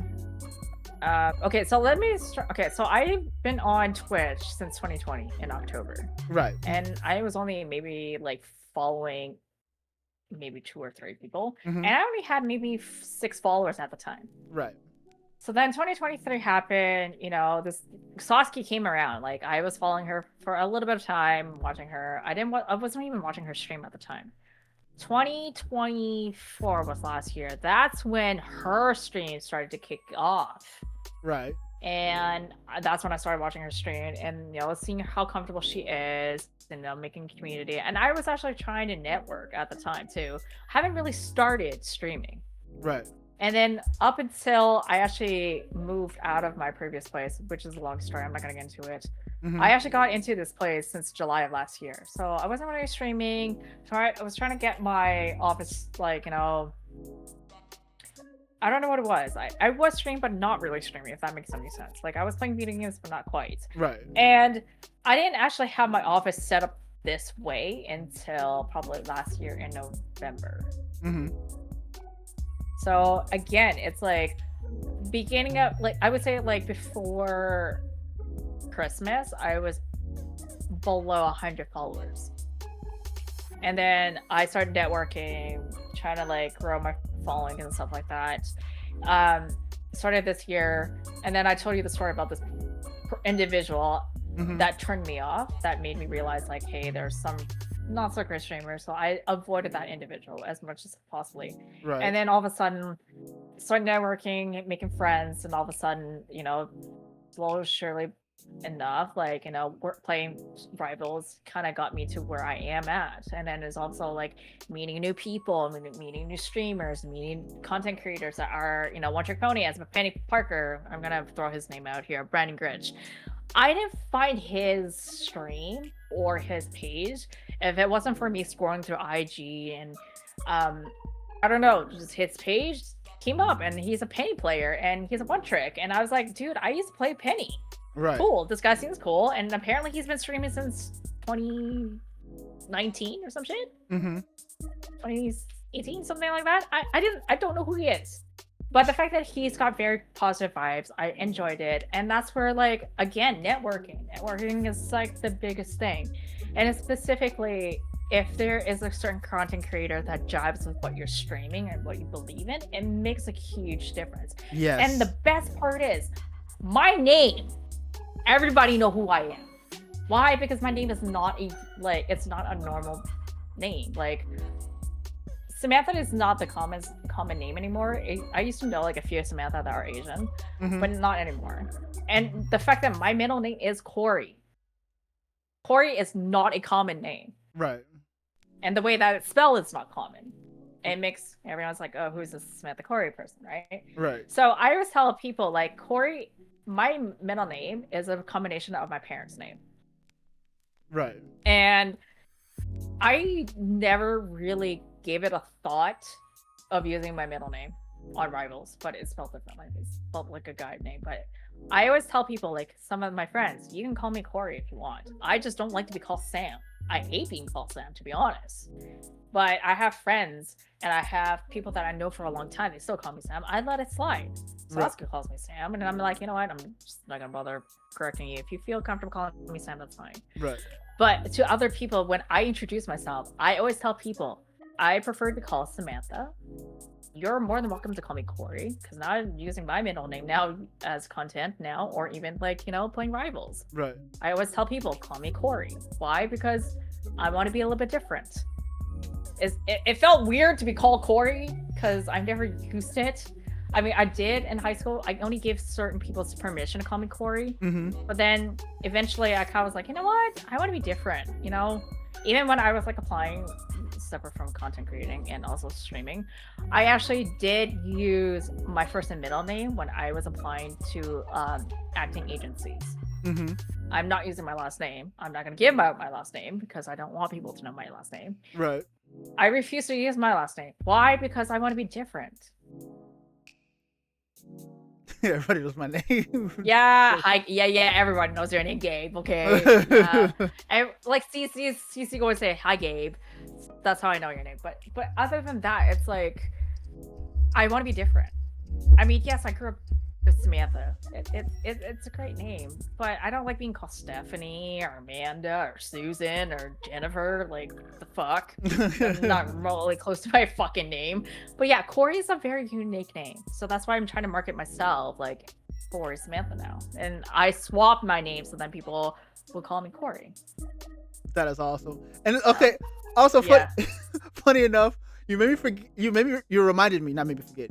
You reminded me of a question that I used to ask, but I forgot, which is like, I asked the origins of the name. So you just answered a question that I phased out of my own brain. So I appreciate that. That was awesome. The origins of your name. And I think I'm sure. No, I was like, I felt like I need to explain my name though, because like, I mean, organically, you know, trying to make yourself look different. Like, okay, so my personal like Instagram is Samantha Corey 18. It's been like that for years. Yeah. And then now that I started like streaming and shit, like I was talking to my friend. She does like emotes and stuff.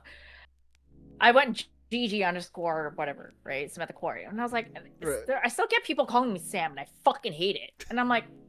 And then I started talking to this other friend of mine. He's like, you know what? Like, if you don't want people to call you Sam, why don't you just reverse the name? And I was like, I have thought about that. Right. Really, honestly, I have thought about like reversing my name because, but I just did not want to commit to it yet. If that makes any sense. No, it makes sense. It makes sense. Like I would have. I was like, should I really?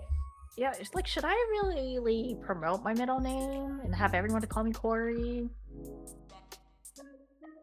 Huh.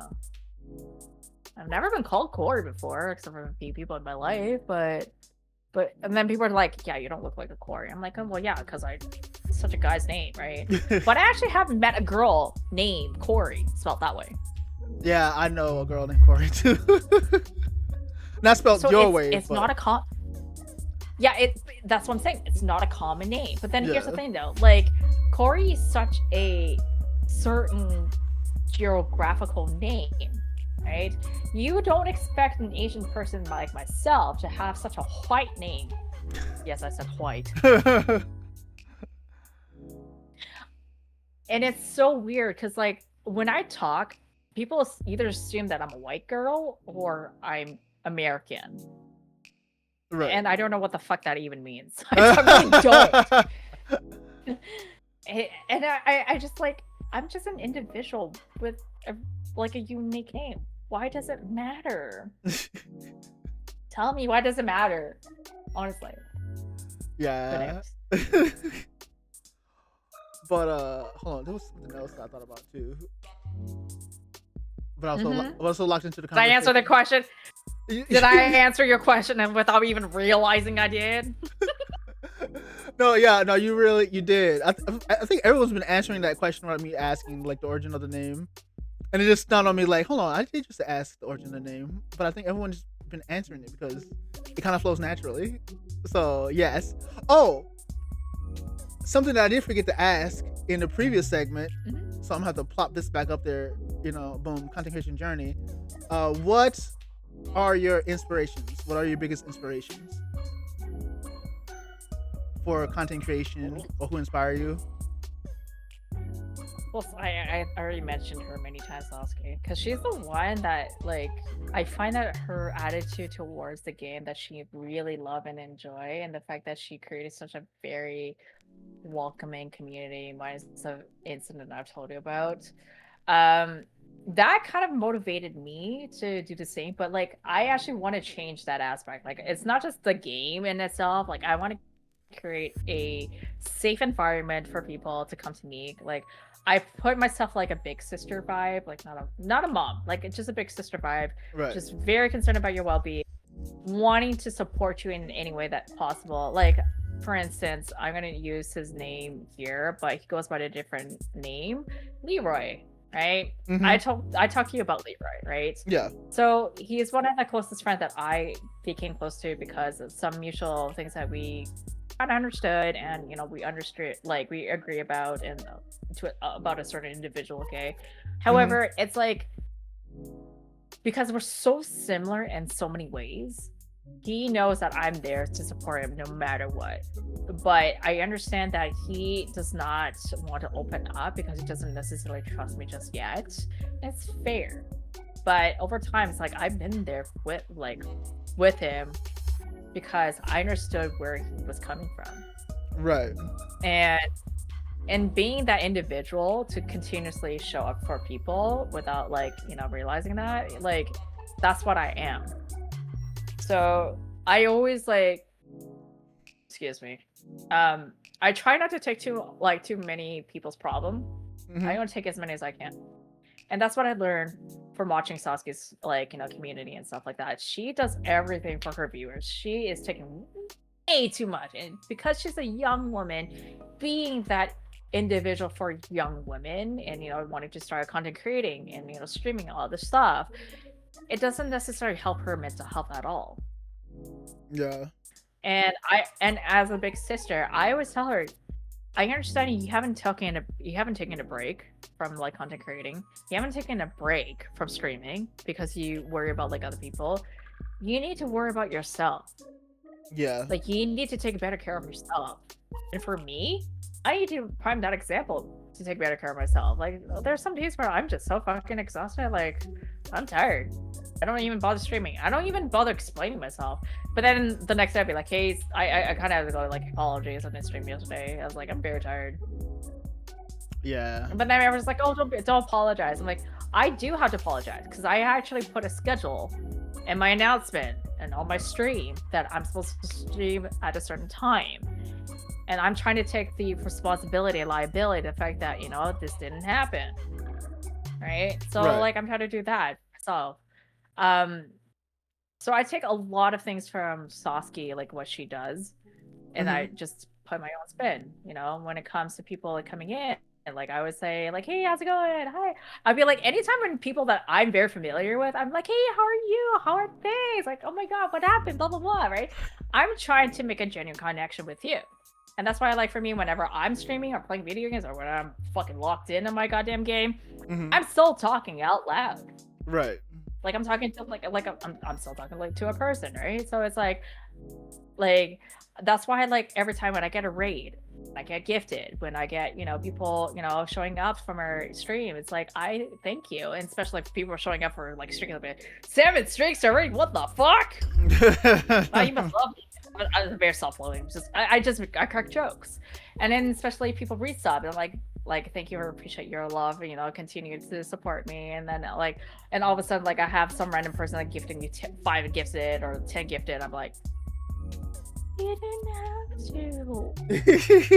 I just do like this little honestly, from the genuine of my heart, I am very thankful for the community that I've built, and I'm still building, and I do hope that people come on by and say hi and lurk away. Like, honestly, I appreciate the lurkers, to be honest. Really, lurkers are the ones that makes it better. And for me, it's like, and then the things like, playing like Peak and stuff, or actually Repo, I haven't played for a long time, and there's a reason why I don't play Repo. But like playing Peak and having fun and just being an absolute idiotic of myself and just embarrass myself and like for the viewers, like, I don't give a shit.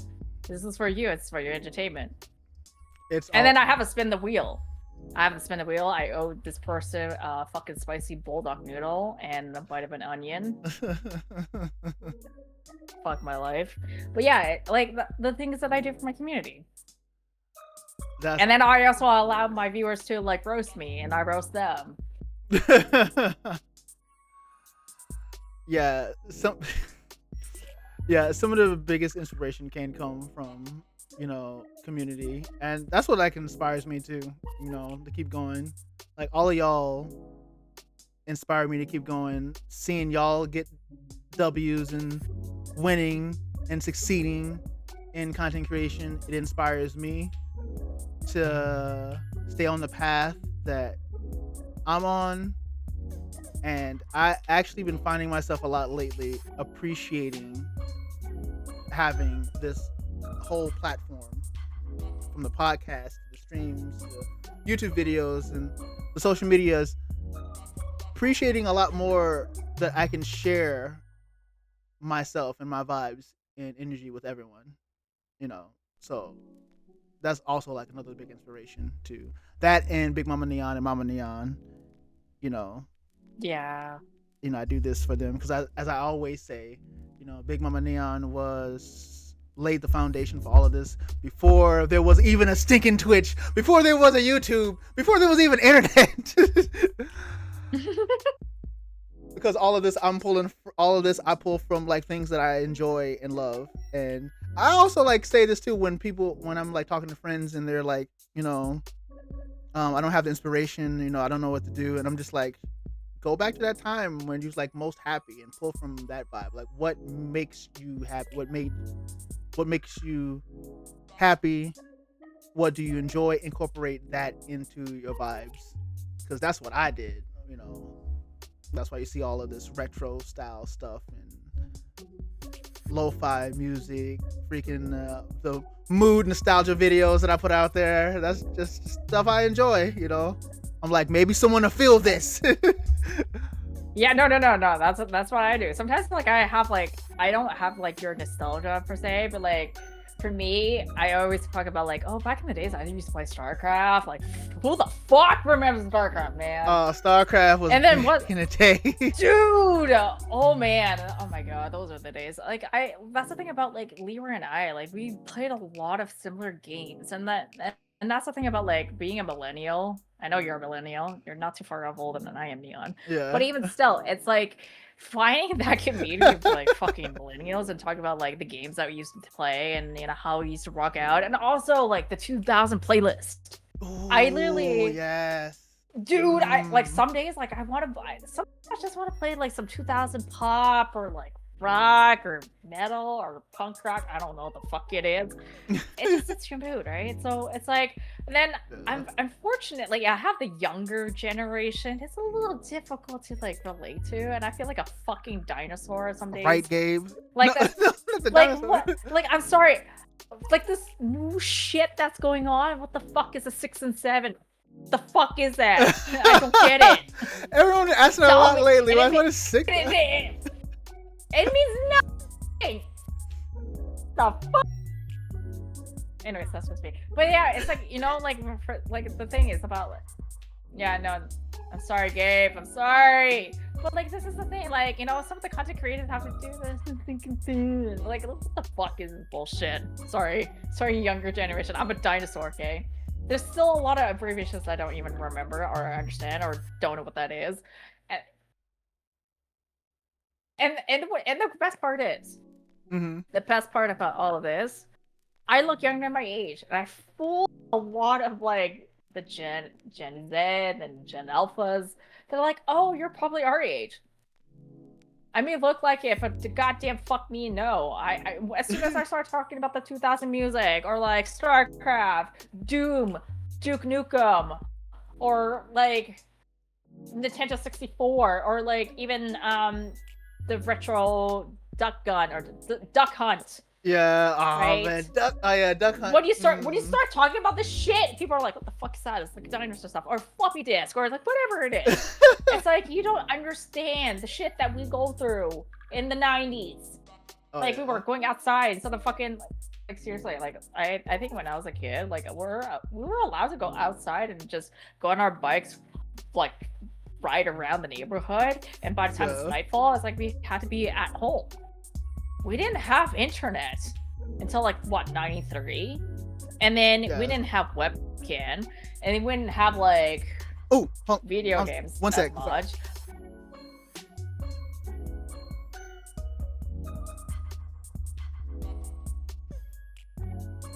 Okay, we're going on intermission here. I need to go pee. So I don't know if I should go to the bathroom right now and excuse myself, or should I just hold it until the end of the podcast? What should I do, Kath? What should I do? What should we do? Chat. Tell me. I'm back. Tell me. Hey, welcome back. Take 5. No, I had to open up the back door, and I was waiting like for your mom. For my mom, and I was. No. I literally was like, okay, I need to go pee right now. Can I go pee? Oh, yeah. Let's throw up the BRB screen. Take a quick. I grab some water and stuff, and yeah. All right, we'll be back here in a hot second, y'all. Yeah, right. All right, we'll be back in a hot second, y'all. Thanks.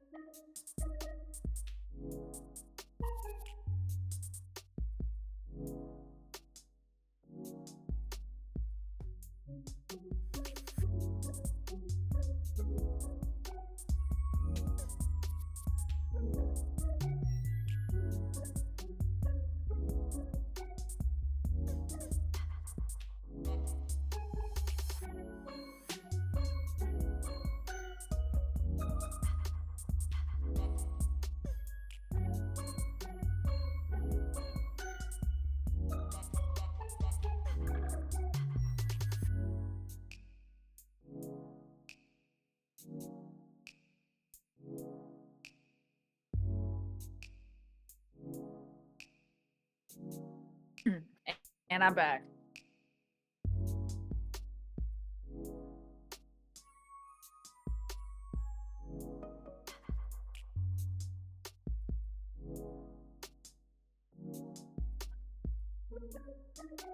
Hello. Ain't no way. Okay.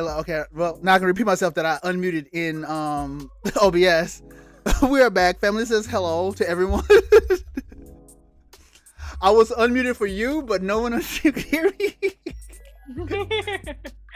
Sorry, I was like looking at my friend's career. Yeah. Titles.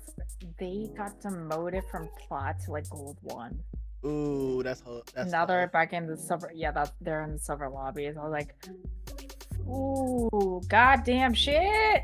And now that they have the placement thing, I was like, dude, I don't even know what to do with myself with this placement thing. But anyways, speaking of podcasts. Yeah, speaking of podcasts and stuff, like I actually did try to do my own podcast and talk about like certain mental health aspects and stuff. Mm-hmm.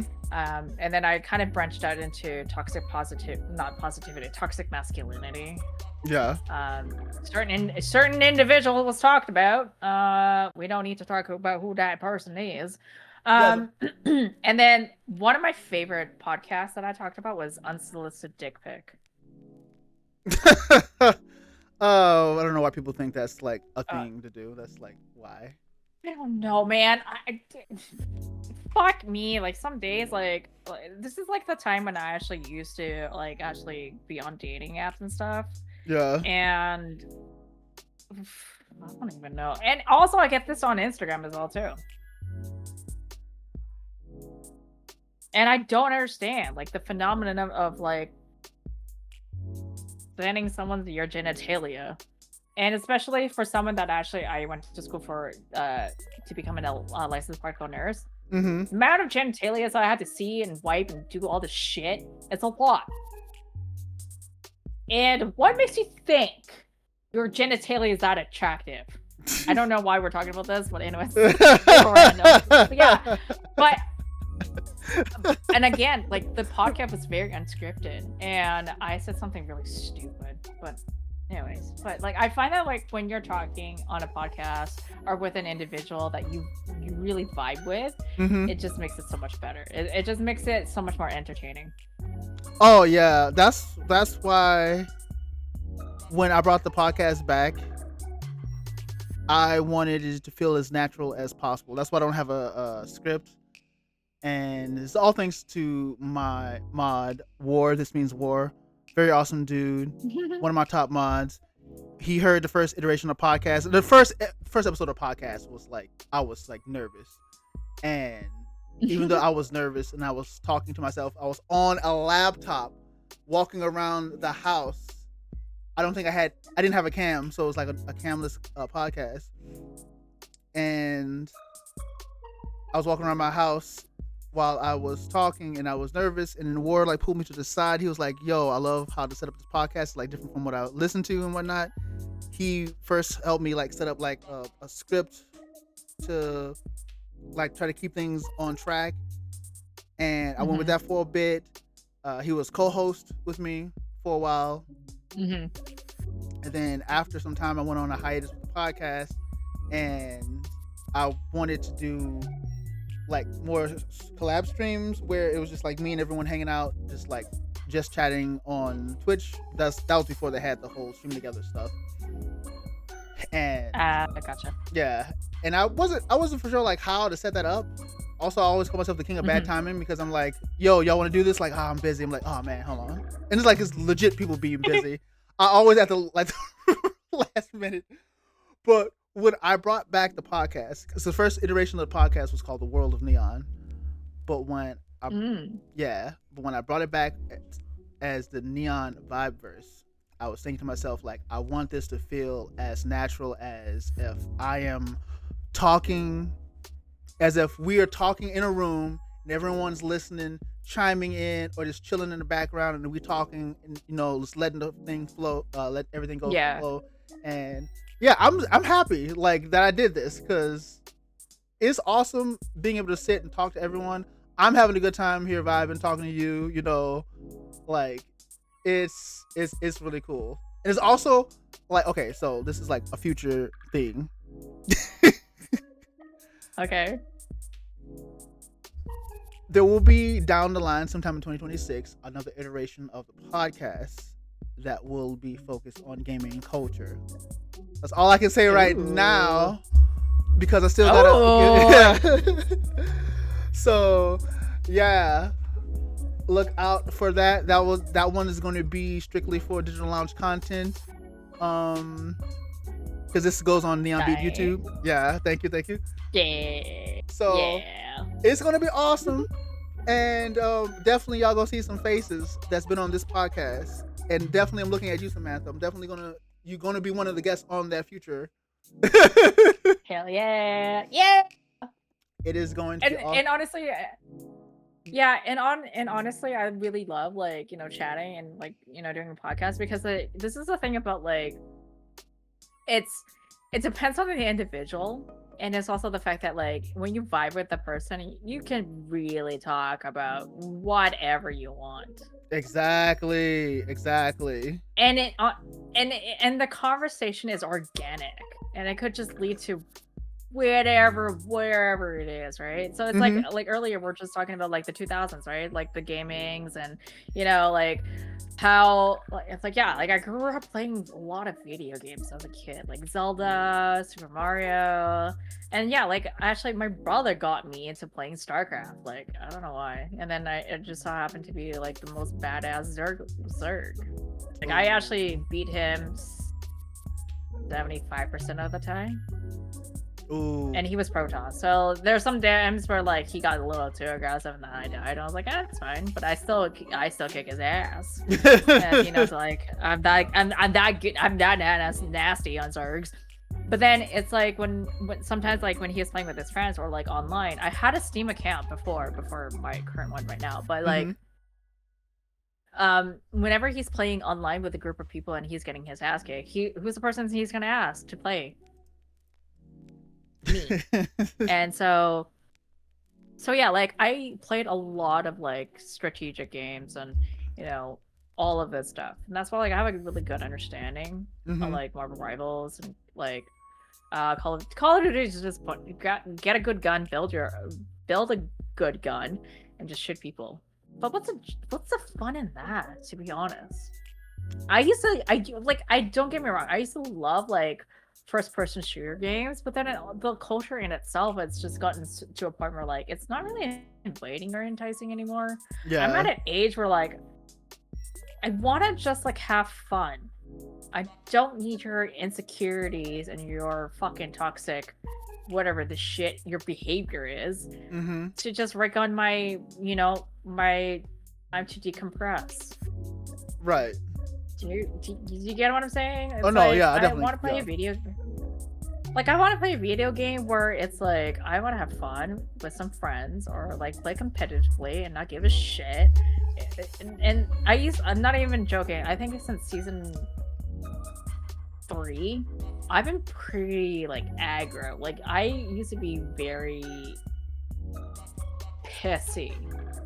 And I get mad when I lose. Now, like since season 4.5, like I was like, you know what? If I lose, if we have throwers, like so be it. Just as long as you just perform, you're fine. It's not a big deal. And I think that's because like I've been hanging out with a streamer by the name of Brandon Gritch.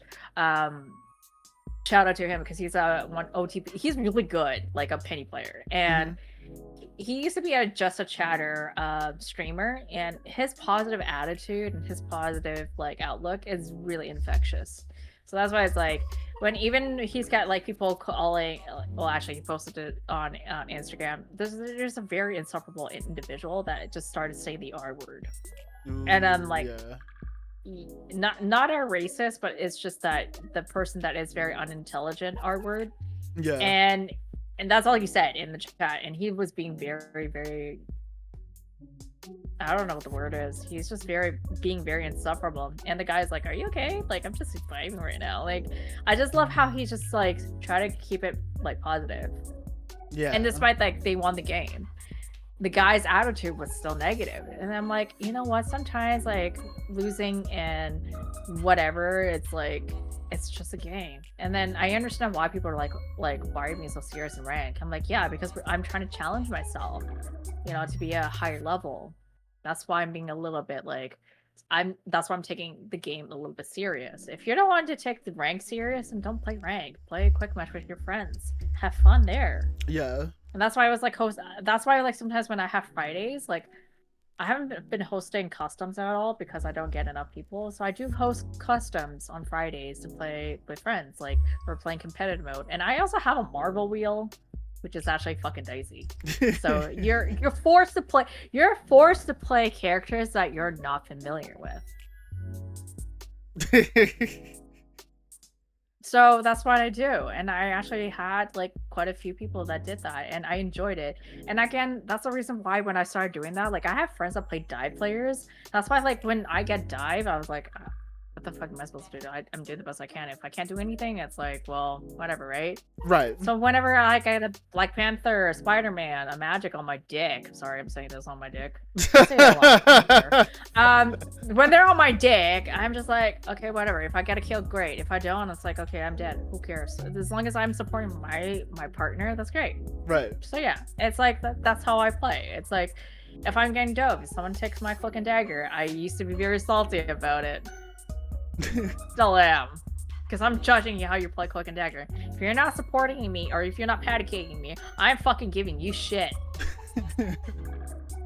Give me patty cakes or I give you wrath. No, it's not just that I give you wrath. I would just not fucking heal you. I would be a petty bitch. Because that's the type of person I am. I'm salty, and my friend would be like, "Why are you being so salty?" Because I am. Because I can. And why do you think I have daily sass in my stream? Look, I just imagine I'm a sassy individual. Oh no, Samantha is very sassy. I'm gonna say sassy, and I love it. Yeah, I'm very sassy. I don't give a shit. Look, I imagine though. Take her or leave it. Yeah, right. No, I just imagine you as cloak and dagger, in your dagger form, where it's like, where's my hero cloak? You're like, I need them for myself. You're like, when she do the reload and she's like twirling around, Yeah, I know. She's like, I need them for myself. See, that's the thing. I'm not like that though. It's like, I think that's the reason why like hanging out with like positive people like kind of changes my way of thinking. I'm very hot-tempered. Like I'm very hot-headed. Like when I'm pissed, like, oh, you don't want to get in my way, man. And then when I'm watching like Demon Slayer, especially Mitsuri, like she's so cute, she's so sweet, and she's so strong and beautiful, and I'm like, I can't balance the two. I'm either like very chill or I'm very fucking savage. There's nothing in between. Like I need to learn to like not be so salty and not be so sassy. But then again, I was like, what? I like being sassy. Salty, on the other hand, I gotta keep it down a little because it turns people off. I don't blame them. Nah, embrace the sassiness, and I say it's fine to be salty because I feel like your salty is different from other people. Like other people will like crash the F out. Like you'll be salty, like you'll be salty for that moment, and the next game you just be like chill. Like I play rivals with Samantha, and someone in the game that we're in may do something to annoy Samantha, but when that game is over, Samantha's like, all right, let's go to the next game, and completely different attitude. Because Samantha knows how to not carry over. Like I'm the same way. I may get like a little bit annoyed at something in the game, but I don't carry it over to the next game because it's all about just having fun at the end of the day, Or me and Samantha just end up just like trolling and be like, nah, we're just gonna go all DPS. Like that one time we did. Me, you, and Joe. There's a one time. Yeah, like I just joked, but there's one time I was just like really not having the game, and I was like, what the fuck is this? So I play Iron Man, and guess what I was doing? Being a fucking gooner.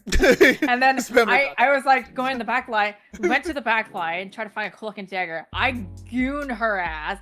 She didn't pass the vibe check, you fucking bitch. was like, and then I have my teammate just telling me like, "Hey, Ironman, swap off, please." And I'm like, no. I don't know what to do. I'm gonna goon, and then after goon, I was like, this is not funny anymore, and just start fucking around. And then I don't think I saw ulted like Cloak and Dagger, but I wanted to many times. No, see, I would have soloed all. I have done so. I have taken it personal. Was like, forget you in particular. Did I waste my ult on one person? Yes. Will I do it again? Absolutely. I have solo ulted a Squirrel Girl, and actually, my lovely now moderator Yurik actually he clipped me, and I was like, you're more than welcome to clip me. I don't give a shit. And was that worth it? Yes. The answers will always be yes. If it's a Squirrel Girl, yes. Right. And that's the thing. Like that's what I'm saying. This is what I'm saying. I actually have a clip. I lost quick play, and I was playing Cloak and Dagger. Mm-hmm. My mission was on by fucking Squirrel Girl, and I actually have a beautiful clip, but I haven't made the clip yet. So it's like, I went my whole mission to go on Squirrel Girl, and I didn't give a flying fuck if we win or lose. This is no longer Marvel Rivals. This is Squirrel Girl. Hold on, Squirrel Girl Rivals. That was hard to say for a second. No, because the thing is, like, everyone hates Squirrel Girl. Everyone does. Yeah. And don't lie, okay? She's an annoying piece of shit. And especially now that she's got a fucking buff, that 10 more extra damage on her fucking nuts. Fuck you. and the worst part is, I'm not proud of it. Let's have rivals on right now. I'm gonna see how far I am on Squirrel Girl right now. I am in Centurion. But how far in Centurion is it? That's a big question. Yeah. Nah, I would bust out a Squirrel Girl. I'm not gonna lie. Like okay. No. I'm gonna tag. She's far away from being she's Centurion, but it's not that bad. But anyways, so for me, whenever I'm playing Squirrel Girl, it's for damage control. I'm gonna be the annoying piece of shit in the front line. Every time I play with a fucking Squirrel Girl, you're playing all the way back in the fucking far end of the mountains, man. Like slinging your nuts at no fucking where. And the worst part is, because I'm like healing, and I get fucking wrangled by the nuts. Why? Because you're sitting in the back of the fucking mountains, slinging your nuts, and he'll hit you. You lazy piece of shit. And you know the funny thing about it is, that's actually how you're supposed to play. The messed up part about it is, that's actually how you're supposed to play Squirrel Girl. If you see an enemy Squirrel Girl, they're not playing it right. And also, funny enough, you mentioned the clip. I actually have a clip, and I'm gonna tag you in it when I post it. I was. You may have been in that game. I almost fell off the chair. I'm sorry. Imagine the fucking amount of hate I have for this bitch and people that play her. But no, I can't remember if he was in the game or not. But even Potato was like, "Yeah, you are in the back." I got annoyed because the Punisher unlocked his turret and he was in his base. So I was like, you know what? Yeah. I'm gonna be Squirrel Girl, and I'm gonna be Squirrel Girl in the back. And I was sitting in the back. I wouldn't even move. I was just like attacking. I'm like, if Samantha saw this, she would cringe. And Potato was like, "Yo, you really aren't moving." Like, no, I'm not gonna move. And I think I killed like 3 or 4 of them. And then I eventually had to move because they finally paid attention to me. They ignored me the whole time. They let me sit there. So I'm just like, I'm gonna sit here and just do this. And, no, if they're not gonna make me move, then why move? But then eventually got me. I had to move, but it was hilarious. Okay, so here's the thing though. Mm-hmm. I tried that one time, and you didn't do jack shit. So this tells me it's a fucking skill issue. I'm not even joking. I sat in the freaking corner, like literally just like sling the nuts in like the weirdest angle there is. Yeah. I didn't hit jack shit. So I'm not even joking. Squirrel Girl is the worst character to play, and if you fucking main and lord her, tell me you suck at the game without telling me you suck at the game. And I literally said that many times. And the fact that like I saw someone that literally posted this on Instagram. They were Namor Yeah. in the beginning, and then they swapped to Squirrel Girl. And I was like, really? And then they keep telling the person's like, sit. And I'm like, okay, well, if you soul ulted that person, I mean, it's all worth it, right? And there's so many content creators that actually soul ult Squirrel Girl with a passion. And I love that. Why? Because we all fucking know that she's a piece of shit. And it doesn't really take much skill to like actually use her or play her, because like all you're doing is just slinging at an angle to allow the nut to just hit at a certain angle. And it's really weird. It's really weird how that works, but at the same time, it's like, it's so dumb. But whenever I pull out my Squirrel Girl, you know what I'm doing? I'm playing at the front line. I'm slinging my nuts. I'm throwing nuts in your face. I'm gonna be that annoying piece of shit. And then people are telling me, get off of Squirrel Girl because you suck. Oh, well, here's the thing though. Am I distracting them? Yes, I'm doing the objective here. I'm actually just being a annoying piece of shit. Attack me. I don't care if I die. I said it. But yeah, like, she doesn't take much. Like, honestly, I don't enjoy playing her. But when it comes to damage, like we're not having enough damage output, then I'll just take her out and just like start slinging her. Mm-hmm. And actually, I have a few clips. This is what I'm saying. I have so many clips when I was playing Squirrel Girl. This is how you're supposed to properly play her. I played frontline. I killed 2 tanks when I ulted. Yeah. I'm not slinging the freaking back over the mountains over there, just like hoping to hit somebody. No, I'm in the front line. I'm slinging my nuts in your face, and I ult in your face. I don't give a shit. I want to look into your eyes while I'm. Yeah, so that's how you play score.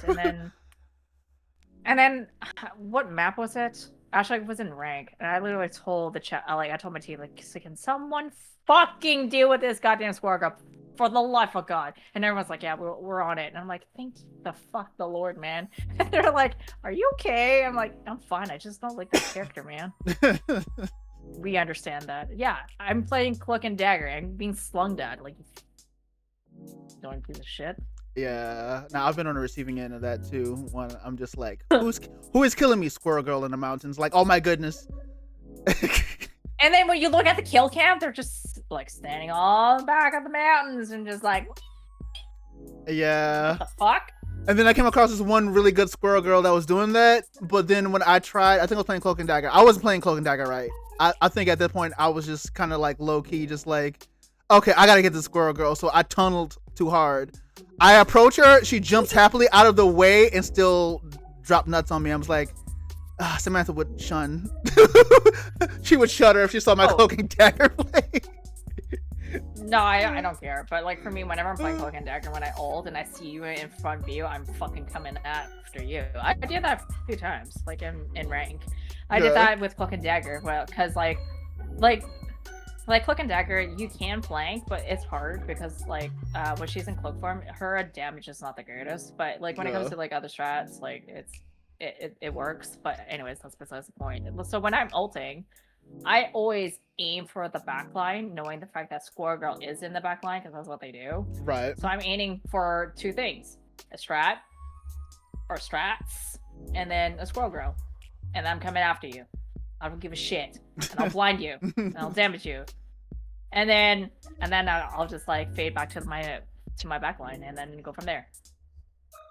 So yeah. Nah, solid. I actually set the, yeah. So I basically set this in my in another group in Discord. So I actually have a friend that has played Squirrel Girl, and actually did help me from the backline because we had like a Spider-Man, we had like someone diving in the backline. So it was very nice to have someone that I know who plays Squirrel Girl well, who was able to help me in the backline. So there is a reason for the Squirrel Girl to be in the backline, but then when you're this fucking lazy and then spamming heal me, there's a fucking health pack like close to you. Why are you pinging me for heals? Just off in the distance. Hello? Hey, heal me. Hello? Hello? Like, turn the fuck around and go for a health pack. What the fuck are you doing, lazy piece of shit? Like, I'm healing my tank. You're way over there. No, it's literally like, I'm healing my tank and my support. What the fuck are you doing? Like, Right. and there's a video of the rocket that was right next to the squirrel girl. And the squirrel girl's right next to the health pack. And he was like pinging for heals. And then the guy was like pointing at the health pack. Grab it. I'm like, and it's always the squirrel girl mains. All right, hold on. And yeah, you can tell how much I fucking hate. You can tell how much I fucking hate that character. I gotta check something real quick. Gotta turn off something. All right, there we go. Anyways, but yeah. all right. So final subject, which we also touched on. Like, this is how smooth the podcast been going. This is how we've been like sliding it out. No, that's not it. Technical difficulty. Okay. So when it comes to mental health and content creation, I hate the fact that I was doing the 6-7 when I did that. Like, oh my goodness, ain't no way. I'm like, when it comes to the 2-6-7, yo. Yurik, hi. Yo, Yurik, what's Hey, up? we're just talking about you. Just kidding. We're just talking about you. Horrible things about you, sir. No, just kidding. Hi, buddy. We were saying really nice and amazing and positive. No, let me stop. I'm making it sound worse. But when it comes to balancing mental health and content creation, make sure I do it like this. No, not 6-7. But Yeah, I know. Yeah. how do you balance the two?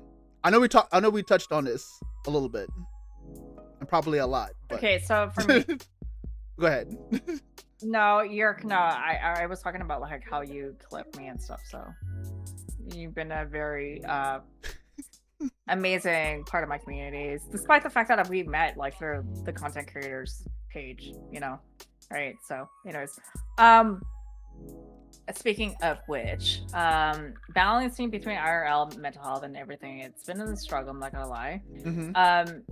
I mean, I would say it's a lot easier now because not that I'm working full time anymore. I mean, when I was doing like full time work, working for a specialist office in Vancouver, Canada, Mm-hmm. I had difficulty balancing streaming with my IRL and other stuff. Like, I was like focusing on streaming, get my affiliate, and go from there. And my mental health was kind of like not the healthiest. Right. Excuse me, just burped in my mouth. Apologies. And then when I lost my job, my mental health was pretty rock bottom because I was self-doubting. I slept in, and I was like, yeah, you know what? I'm gonna give myself a whole weekend just dwell on, you know, my life. And I tried applying work since end of April. Well, actually, no, beginning of May. Nothing happened. So then I was like, you know, I'm gonna focus on streaming because honestly, I enjoy it. And despite the fact that like this year I had many difficulties personally and within, you know, the streaming world and everything, I handle it the best I can. Like, I mean, like, I think kind of talked to you about this earlier. I do reach out to you and certain individuals to talk about it because I don't know if I'm in the right. I don't know if I'm in the wrong. But and also the fact that I'm not in therapy anymore because it costs money here and it's very expensive. So I don't have that luxury to go to therapy. So I reach out to friends, and one of the better way is to talk it out. And it's unfortunate that like a lot of my friends, and especially a lot of my my initial content creation was actually fitness stuff.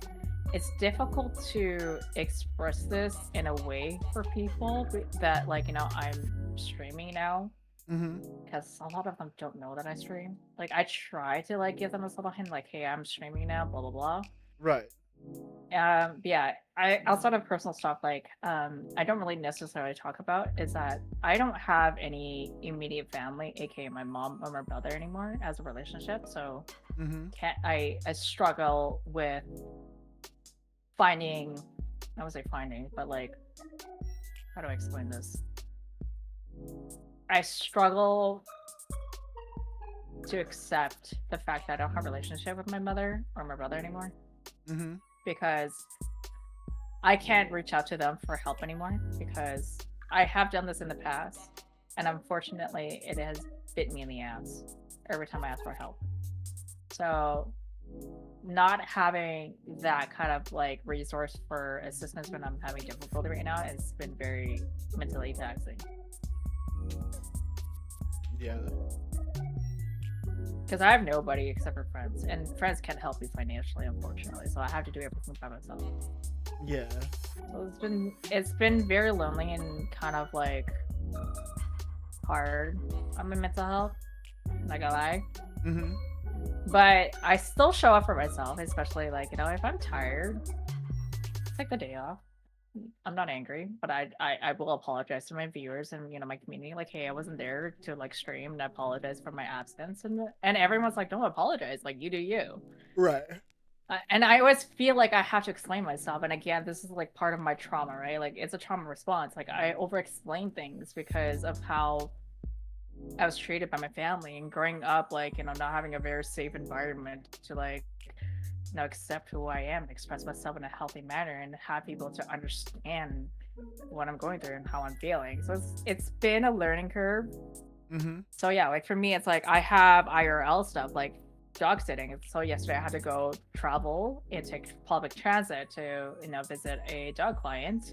It wasn't easy to get there, and it wasn't easy getting back. I was hungry. I didn't even eat anything for the whole day.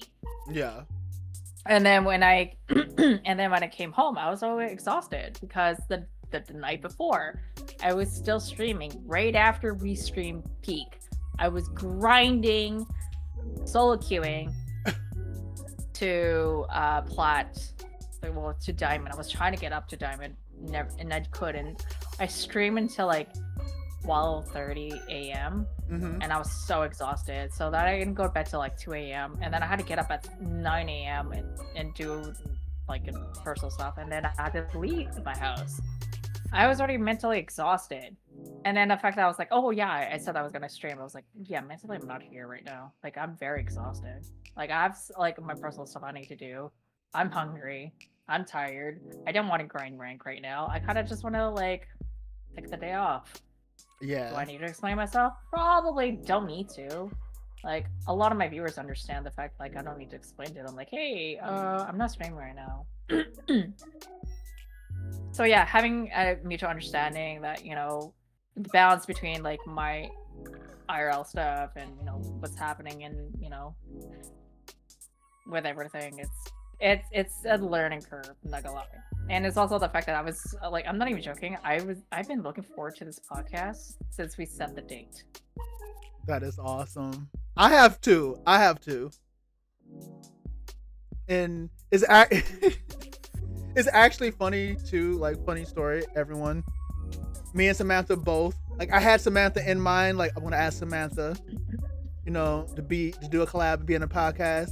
And Samantha at the same time was like, I want to ask Neon to collab and be on a podcast. So we both was on like the opposite end, not even telling each other, you know. And then finally, yeah, go ahead. No. It was so funny because we both had the idea, but we never said anything. Yeah, and freaking when Samantha finally was like, nah, so I don't want to be a bother, but yo, when you gonna ask me to be on your podcast? I'm like, you know, funny story. I've been wanting to ask you to be on my podcast. And we both bust out laughing so hard because we were just No, because we were on a private phone call. Yeah. I can't remember what it was, and then because like I was watching you and a few other people were doing that, and I was just like, huh, Neon, I kind of feel left out. Like, when are we gonna do this? And then I was like, should I ask? And then I can't remember what our conversation was. We have a lot of like, you know, private conversations about certain things. Yeah. And then I was like, and I literally was like, Neon, I kind of like your podcast style and, you know, community advice and all this stuff, but like, when is gonna happen with me? So I felt like, when do I get my turn? But then I was like, I don't want to sound selfish here. I feel kind of left out, knowing the fact that we actually do enjoy playing like rivals, even off stream as well too. Like we play, like both of us were just playing off stream and just like goofing around and being absolutely us ourselves. Yeah. They do both have the greatest gaming minds ever. I know, right? Like what the fuck? And we just hard joke by the way. I'm doing the giveaway announcement on I think either Tuesday or Wednesday. So I'm gonna do like an elimination just to let you know. I'm gonna give you a heads up. So I still have the spreadsheets, but anyways, yeah. So yeah, anyways, nice. So that's fun to hear. But yeah, like that Neon and I. This is the thing though. Like I feel like if it wasn't for Shells collaborating with you, and the fact that like you were going through such a hard time. And this is actually when we were playing Rivals. Mm-hmm. And Shells was playing Rivals. When the fuck is this bitch gonna be? Sorry. Shells was call you bitch, but anyways. When are you playing Rivals with us again? Goddamn woman. Right, Shells, we need you back in Rivals. Yeah, I know, sorry. I don't mean to call you a bitch, but Shells, I do this a lot. I'm like, woman! Get your booty cheeks back here. Play with me. I know I may be like, yeah, what do you guys think of replacements matches? I haven't done it yet, but yes, yeah. No, unfortunately, due to financial issues, like with myself, like I ran into like yeah, because of it, like a lot of people are not from Vancouver, so it's like shipping out the items is gonna be a pain in the ass, and it's gonna cost me money. So that's why like it's been taking me a little bit longer than it should, and I do apologize. Okay, but anyways, yes, yeah, it was basically Shells was playing with you in Rivals, and then she was like explaining to the chat that like you were going through grieving and stuff like that, and what happened was that like you were grieving over the fact that you lost big grandma. Mm-hmm. And I felt I was so like touched, and I was like, okay. And then when we're talking, we're vibing, and we're playing Rivals, I'm like, dude, I like this guy, dude. Very chill, very awesome, cool, love it. And then that's how we started, became friends. And then all of a sudden, like we started having like conversations, and then you kind of reach out to me, and I reach out to you, and this has been the greatest relationship that we have. It's like an unexpected collab. And honestly, how long have I known you for? I don't even know. That's a good question. Hold on. Oh wait, I can tab over here. I'm over here looking at others. Let's see. Wait, it doesn't show. I've been following you since March 16 of this year. Oh yeah. It honestly feel like it's been longer. I'm not gonna even lie. Oh, like that's what I'm saying. Like, what the fuck? Like when that's what I'm saying. When you establish a bond that's so natural, Yeah, and that's what I'm saying. And like I didn't start following Shells. I don't think until like February this year. That's what I'm saying. Like yeah. I found Valentina just randomly because she's Canadian. Mm-hmm. And that's the thing. Like I find that like it starts off like people that are from Canada, like you're mostly gonna have my support, because it's hard for me to find Canadian streamers. Like I know there's a lot on the East Coast, but there's not a lot on the West Coast. So it's like for me it was like kind of organic. Mm-hmm. And then it just happened like Shells was collaborating with you, and she was explaining your story and ish and stuff, and ever since then it's just like we've been friends. And then we had great conversations about a lot of things, and like about people, mental health, and a certain situation with, I don't know what it is. For me, it's like I have a lot of like issue with people, aka woman. Mm-hmm. Well, I can't say woman. There's certain like ladies characters, I don't know why a lot of girls don't like me, and I think for whatever reason it's like I come off very, I guess, to some girls, like I come off very arrogant, very cocky, and I'm trying to learn not to be cocky and try to humble myself a little bit. No, I say no. Don't stay that way. Stay that way. It's not so like, to me it sounds like confidence to me, because I have I have been around arrogant and cocky people. You do not give off arrogant or cocky vibes. Like, I did not feel intimidated by you at all. I didn't feel like oh man, Smath is too much. You know, I was vibing with you since like day one. So anyone else that reads into like thinking you're arrogant and cocky, they just on some stuff. Like, you don't have to change that at all. Don't humble yourself. You know your stuff. You hold on. I don't know how far my mom gonna get in this podcast, but if you know your shit, talk your shit. Like, simple as that. Do not dumb yourself down for nobody else. I don't, but that's the thing. Like, but that's what I'm saying. Like, I've had so many females coming to me like, "You're so fucking arrogant. You're so cocky." You're like, and then I literally go like, "Well, it's not my fault that you're a fucking piece of shit." No. Like, why are you such a fucking pussy? Like, I know, like, when I say it that way, it turns people off, and then I just turn out to just be like, I try to be nice, but then, okay, there's a clip. I think it's like, I try to be nice, but I'm always nice. Be nice, not bitchy nice. My hands are tied. Yeah, right. Clip, right? Yeah, I know what you're talking about. Yeah. That's how I feel. But then, I honestly feel like, you know, for me, I personally try to be as genuine as I can and try to be, you know, as lighthearted and very, I don't know what it is, kind to people. But then, for some fucking reason, excuse me, it's always the woman. The women are the one that always like, oh, you shouldn't be this, you shouldn't be that. And I'm like, why am I doing my life for you? For you? Why? Yeah. Like, it does not make sense. Like, if you don't like me, that's fine. I don't know you. But like, if I actually develop a relationship with you and then you turn around and talk shit behind my back, I'm gonna feel offended because you didn't tell me. Yeah. No. Yeah. I find that when people are not genuine like that, or telling you the truth in your face and telling you like, hey, like, that's why, like, when I talk to you, Neon, I always appreciate your honesty. It's the same thing with Leroy. Yeah. Like, Leroy was like, yeah, personally, I thought you were gonna be trouble, but then when our walls were down and being genuine and open about each other, he was like, okay, I kind of like, I was wrong about that. And I was like, yeah, you should be wrong, dumbass. he knows it now, but he's like, yeah, like at first, like, I was kind of hesitant on you because like how you talk and how you bring yourself, but then I realized like you and I are very similar in so many ways. I'm like, yeah, because it's like, that's how I am. But you can't fault for me for being the person that I am, right? Like, I mean, I have my own flaws. Like, sometimes I'm very like insecure about certain things, and you know, I talk down with myself, and being hard on myself will always be hard on myself because of the trauma. Yeah.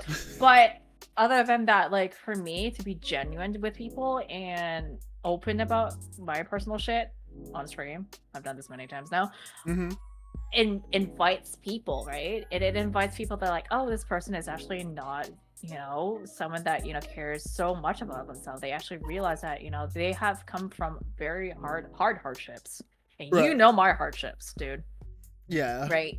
And I don't broadcast it. Like, I always tell people, like, you know, I carry all these baggages because honestly, these are my roots of my issues, and I've dealt with most of the roots of my issues. However, I still carry these scars. Right. And these scars are what makes me who I am. Yeah. So again, back to the question about balancing content creations IRL, is literally, I have so much going on with my life. Like, I'm trying to figure out how to bring some of my content to social media, but like, I don't know, like, for me, I'm not trying to make excuses. I'm just fucking tired. Like, I'm so lazy and exhausted from life. Like, I want to take, like, I literally just don't want to post anything or be streaming and, you know, playing video games. But then because I made so many connections with so many people, it's like, that's what carried me through. Yeah. I can't allow, like, my own depressive baggage, like, you know, drag me down. And honestly, yeah, I still suffer from depression. Don't get me wrong. I have my really low days, and some days I just don't want to get out of bed. I just want to sleep. I don't want to get up. and that's like that's the day where like I know I'm not myself. Yeah. And it's hard to like honestly, that's why I took Sunday and Monday off, is because it's like it's such a great date to like not give a shit about anything. Am I still playing video games? Yes. With friends? Yes, I'm playing it off stream. And it's like at the same time it's like eh. Nah, I feel that. I definitely feel that. My mom has been the number one reason why I don't just like turtle or rot in bed. She makes sure, you know, she's like, you gotta get up, start moving around. Like, all right, I get up. But yeah, it's when you are ready, just like with me and my journey in content creation, because this is like technically your year one, and like you came so far in like technically your year one of content. Wow, you have come so far in what you could classify as technically your year one, leaps and bounds. So like when you are mentally ready to be like, you know what, boom, let's post these clips, you know, then you'll be able to do it. So you know, don't have to rush yourself, you know, and you do be posting. It's not like your Instagram is bearing. You do be posting. So like you already like on the road to it, you know. You'll post like maybe like one day, and maybe like a couple of days later you'll post, maybe like next week. So like posting when you feel like it is a perfect start to branching out. Yeah. You know, so pat yourself on the back. Like I wish I had multiple hands to applaud. Yeah, and that's the thing about like no, honestly, like I was so hesitant to like create my own like post for my own Instagram, like separating my Twitch and my personal. And I like even before I started streaming, I was like, I need to do a separate account, and I did. But then at the same time, I was like, oh man, I gotta figure out what the hell I'm gonna clip, because I don't know like half the time. Right. And that's the thing about like, for me, that's why I always encourage my viewers to clip whatever you find that's hilarious or good stuff or whatever, and I will post it on my Instagram, in which I do. Right. And it helps because it's like whatever. And also, ever since like 4.5, I think halfway through the season, I literally was like OTP. Right. Or like should I go OTP or should I just say Frank #1 Cloak and Dagger now C&D? It's like that would get me more traction, because people are gonna like, oh, you're a Cloak and Dagger main. I'm like, yeah. Pretty good at it. And then like, I mean, I'm always trying to find new ways to get more attractions into my stream and get people to be more invited, and then have more people to watch me. And it's a learning curve. Like I said, like streaming has been a huge learning curve, and you've seen my journey from like I'm thankful for you to help me with OBS. Oh yeah, that boss battle. That was a boss battle. Like, so I was so frustrated. I was ready to like fucking like, I was already like freaking out. And I was like having such a bad moment. You were so kind though. That's the problem. You were so kind. And then when I asked you for help after, like outside of stream, and I was like, you know, I had a moment to like calm myself down. Not cry and panic, and I was like, hey Neon, can you help me please? And I'm sorry, I know you were so nice about it, but my brain, and I was just like having such a meltdown, and I was like crashing out on stream, and I was like, and this is not the prettiest moment of my life. Neon, can you help me please? It was adorable. So I really appreciate you helping me with that. So that made such a huge difference, and that's what I'm saying. Like, our relationship blossomed, you know, for a lot of things. What the fuck is going on here now? Yeah. No, I'm happy I was able to help. And that's why I always, you know, I'm not the type of person that is like quick to be all like, oh, nope, I gotta walk away. Like, no, I know that was like a tough moment, you know, and I offered to help switch over to OBS. And, you know, like, I want to see you make it. So I was like, yeah, I got you. And I'm like, don't worry about it. It's like, it's perfect fine. We're going to get through this together. Yeah, so you did help me, and that's allowed me to like get to to help another person that's starting their stream. So Yeah. What question number is this? Still what one? question number was this? Still no, this is like I think the last question. Yeah, this Alex. this is the last question. This time, Alex, I did not get lost in the sauce. And had Despite the fact that I covered some of the questions without even realizing, and then we kind of circle back into the question. Yeah. Because with the podcast with Anna, I had like question 1 up there for like 12 years. We was like talking on other stuff, and I still had the first question up there. It was hilarious. But yeah, like honestly, like it's almost the end of the year, right? So it's like I've actually grew 4 times the amount of followers that I've had since I started, which is 112 followers.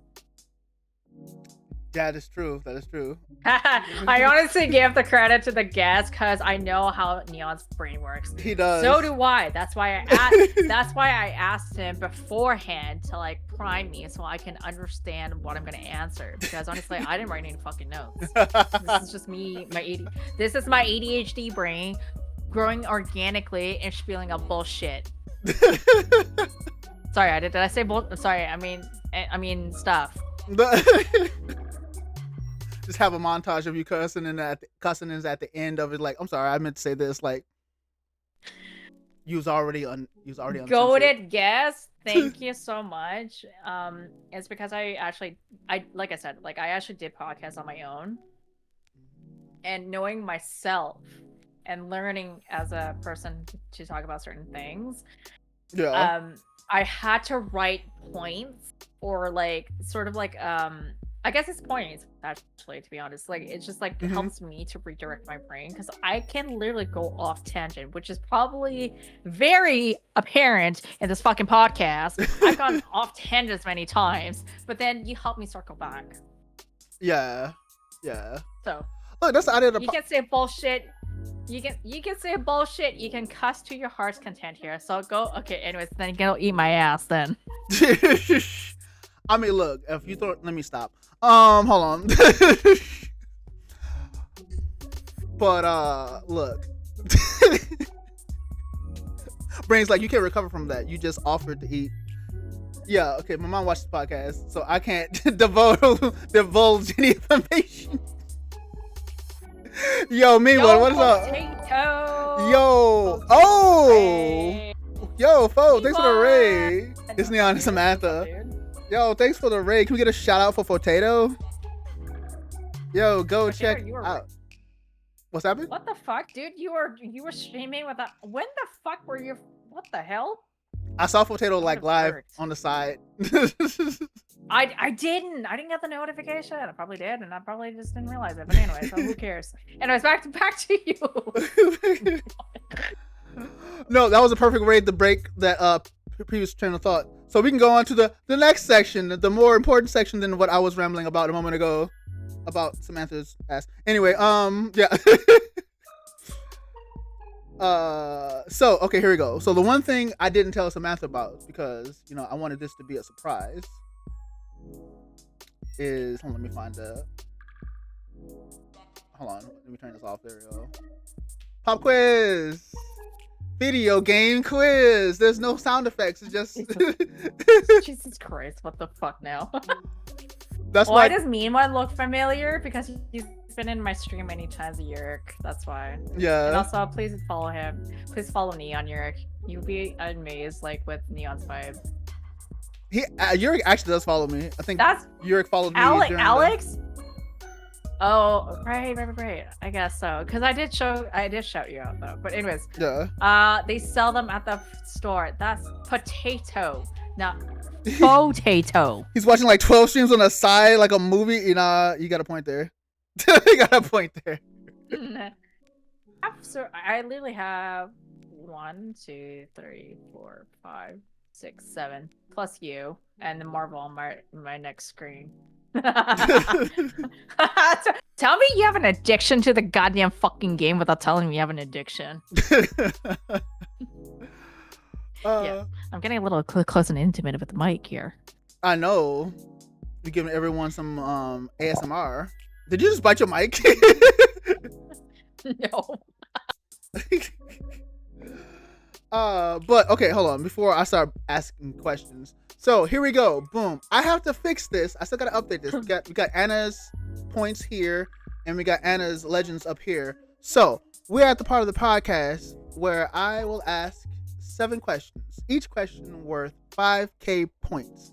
As of right now, as of right now, there is no half a point because I don't feel like doing math. So okay, fair enough. Okay. Final points will go on the scoreboard here on the left, or my left. And then you get to pick a legend's name. It could be anything, something that means something to you, or a troll name, whatever your heart's desire. Give them whatever points you want to give them. Before the next podcast, I definitely got to have a second screen because this is full and I don't know how anything else is going to go in there. I got Anna's legend floating in the center. If you think ADHD is bad, Neon is 84K quantum dot hair. Whoa, ADHD. I know. I saw that. I was like, dude, you've never seen my ADHD. My ADHD is bad. Oh, when ADHD people come together, our fucking ADHD is kind of like diabolical. It's atomic. For instance, Lyra and I, we can go fucking bonkers here. All right, but also too, each question it starts out from easy to hard. So let's get into it. Anyone who watches this point on YouTube, these are not taken serious. This is all just for fun because I thought it'd be cool to have like an arcade style arcade style thing at the end. So it does not matter what questions is right or wrong. This is all for fun at the end of the day. I have to type. Can I just read out Can I read out Alex's comment right here on the text? Yeah, go ahead. I have the type of ADHD that makes me hyper-focus on things I hated. You and me both. I actually have the best of the both worlds. I can be hyper-fixated, focused, or like fucking off tangent. It's just a weird moment. I have hyper-fixation and I have off tangents tendencies. Same with me. Hard out. It's pretty wild how all of us ADHD lovers and people come together. Right, come together. Let's unite. What is that over there? And then start locking in. High five. Much. I mean, I don't know if I have ADHD, but I'm high fiving because I'm in support of my ADHD or friends. Squirrel looks left. Yeah, squirrel looks left. Squirrel. Okay, let's go to the quiz. Quiz. Okay, all right. Okay, question number 1. Cloak and Dagger in Rivals is a strategist. Which one does the healing? Dagger. All right, you are correct. Now, if you had got that one wrong, like, nah, quiz over. This world is ending right now. I feel like, no. It's like, you're not Cloak and Dagger. Do not play Cloak and Dagger. You don't deserve to be playing Cloak and Dagger. You're not the main Cloak and Dagger. Okay. I'm joining your ranks. I'm permanent banning Cloak and Dagger. I'll play Invis and Luna. I don't give a shit. I can play Gambit too. It's like a fucking genius to figure that out. But anyways, okay, carry on. Wait, should just make an ADHD podcast and just throw topics at the wall without rhyme or reason? That actually sounds very fun. I'm not gonna lie. Seems like the best. Yeah, let's do it. Let's do it. See what the fuck happens. That will be the most epic podcast for real. All right. Hell yeah. Question number 2. What role is Penny Parker? Vanguard. You are correct. 5K points for that one. Okay. Vanguard. Tank. Hard joke. Call Vanguard. Vanguard. Technical word is called Vanguard. All right. Oh, I did have multiple choice on this one. You still answered it correctly. Okay, all right. Plot twist. Neon doesn't know what he's asking anymore.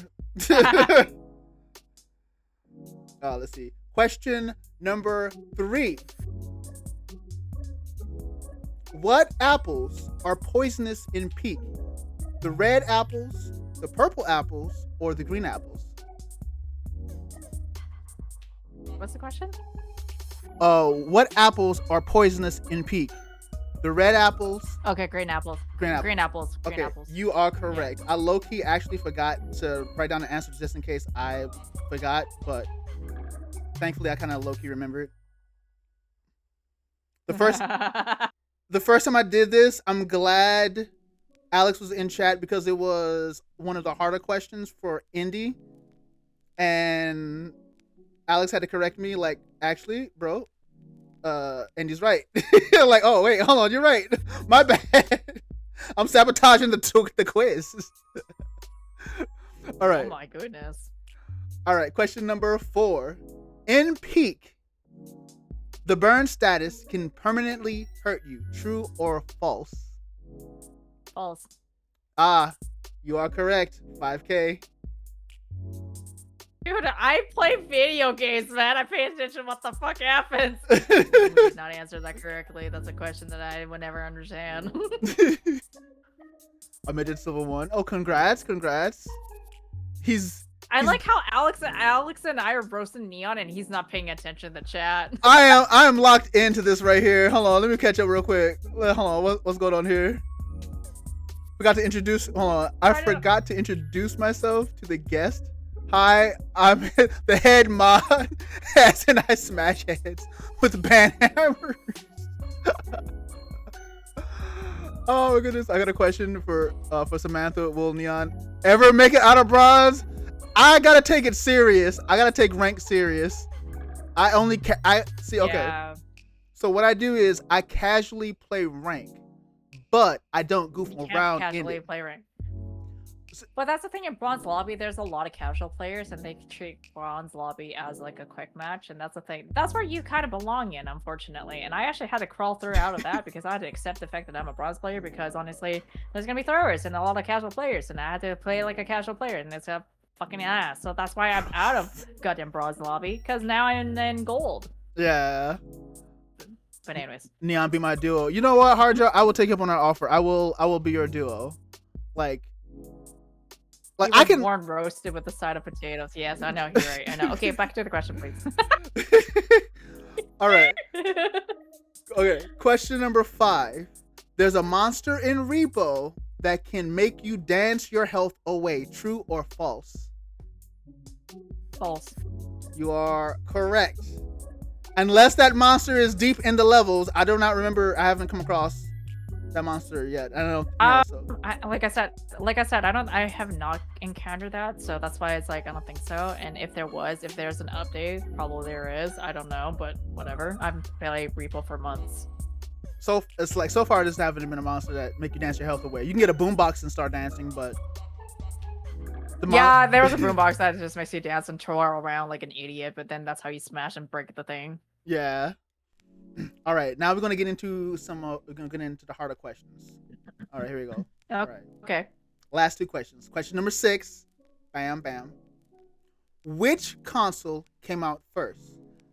The SNES, the Sega Genesis, or the PlayStation 1? What was the first one again? The SNES, the Super Nintendo. Super Nintendo. And that is incorrect. The first one was the Sega Genesis.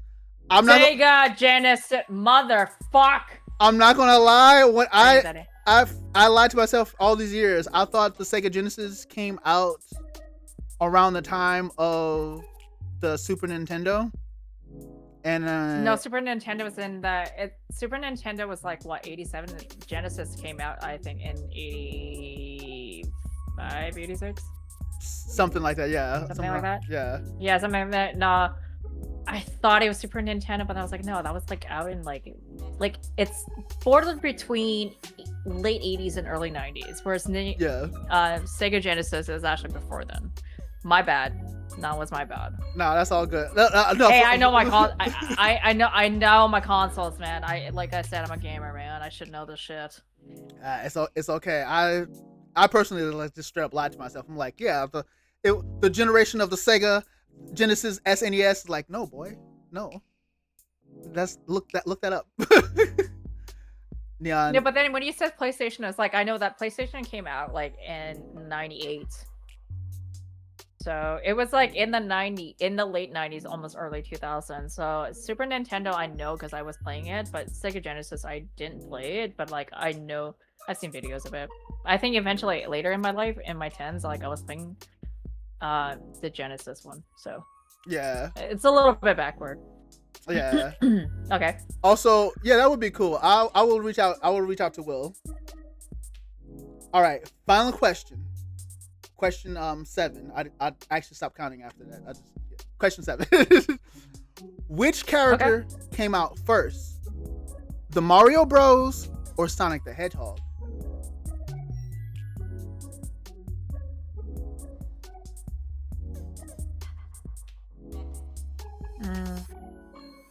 Okay, so Super Mario came out in early 80s. Hedgehogs, on the other hand, was a little bit, I think, before then. I don't know. This is a very interesting one. I'm gonna go with the... Fuck my life right now. It's 50-50. I'm not gonna do the hand. I'm not gonna do the hand gesture. Give me a moment, Alex. Give me a moment. I feel like this is a trick question. To my knowledge, Alex, you can confirm. I didn't say shit. No. Do not type the answer. No. Do not type the answer, hard drive. I did not see shit. No, even if I type the answer, I'm not gonna confirm. I'm just hitting dancing. This is a trick question because I know. Because in the 80s, I would say late 80s, Japan did the Marios, but I feel like Sonic the Hedgehog is actually a comic, so it's earlier. So I'm gonna say Sonic the Hedgehog. Nope, the answer is Mario Bros. Motherfucker, no way. Mario Bros came out first. How about a what? For came out from Atari. Oh, yeah, it did. I'm not gonna even lie. That still blows my mind. No, because it's a trick question. Because Mario is like it was created by a Japanese person. Yeah. It was in the 80s. Sonic was in the 90s. I should have known that better. Because I was thinking Sega, because like Sonic came out in Sega. Like Sega, not Genesis, like later in Sega. Yeah, anyways. Alex, you had a question for me? Well, you said you have a question for the stream. What the hell? I think that's the question with the lube. How about I lube your knees instead? What? Love your... Would that make you uncomfortable? You're the guest. Yeah, you have a question for the streamer. So that's what I'm saying. Like, you have a question for the streamer. What the fuck? What about my knees? Is my knees that crickety? Hold on. What did I say? Did I say something about my knees? I may have said something about my knees. Sometimes words be popping out of my mouth and I don't even retain what I say. You can lube my left leg. What in the world is broken in 2 spots? No, bro, that was a reply. Jesus Christ. Oh, that was a reply. Oh my lord. Stop your which one? GG. Oh my goodness. All right. So you have 25K. Let me put your name on. Hell, let me make sure I got your name spelled right. But no, I had to. You like spell it right. All right, here we go. Where's the text? Hello, text. Where are you? Right there. All right. So, not all caps. Corey, Samantha, 18, 25. That's not a 0. K points. Now to make the text smaller because it's going all off the screen. There you go. All right, there we go. I'm gonna have to put you over over my face because I gotta update the file. What legend's name would you like to put on the list? I'm gonna put it right under Anna's name and then update everything.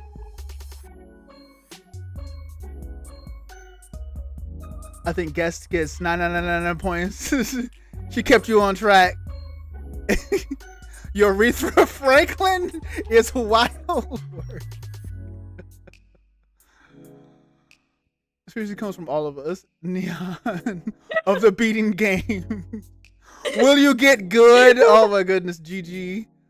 Bro, maybe. No, honestly, who that? No, honestly, who is gonna be like, who the fuck is Aretha Franklin? It's not Aretha. Aretha. Oh, okay, that's the legends. All right, cool. No, that's perfect. That is perfect. If you don't get my joke. No, I get it. How many points do you want her to have?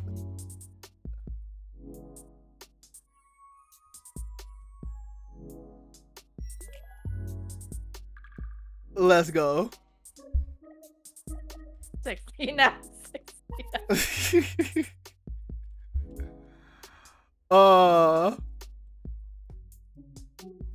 That is perfect. All right, font size.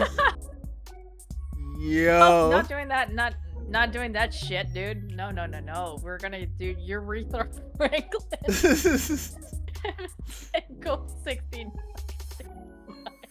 All right. Fucking idiot. Put that right there. There you go. Your legends is right there. Gotta update the legends list. Update both sides. It's looking kind of crowded. All girth, no length, aka chode. yeah, just take a look at some of the legends. Yeah, all girth. That's Anna's legend. Man. That's fucking great. Punks picked me as a legends, so I had to I put chosen by Punks, so it won't be like, why are you a legends? Like, someone picked me. I didn't know. It wasn't me. I'm gonna be playing some rivals, but I gotta eat because I'm hungry. I only have. Okay, have you guys ever had Five Guys burger before or no? No, I have yet to have Five Guys. That is actually really crazy right there. I hate the name of that restaurant. It was made by Five Guys, so it's a great.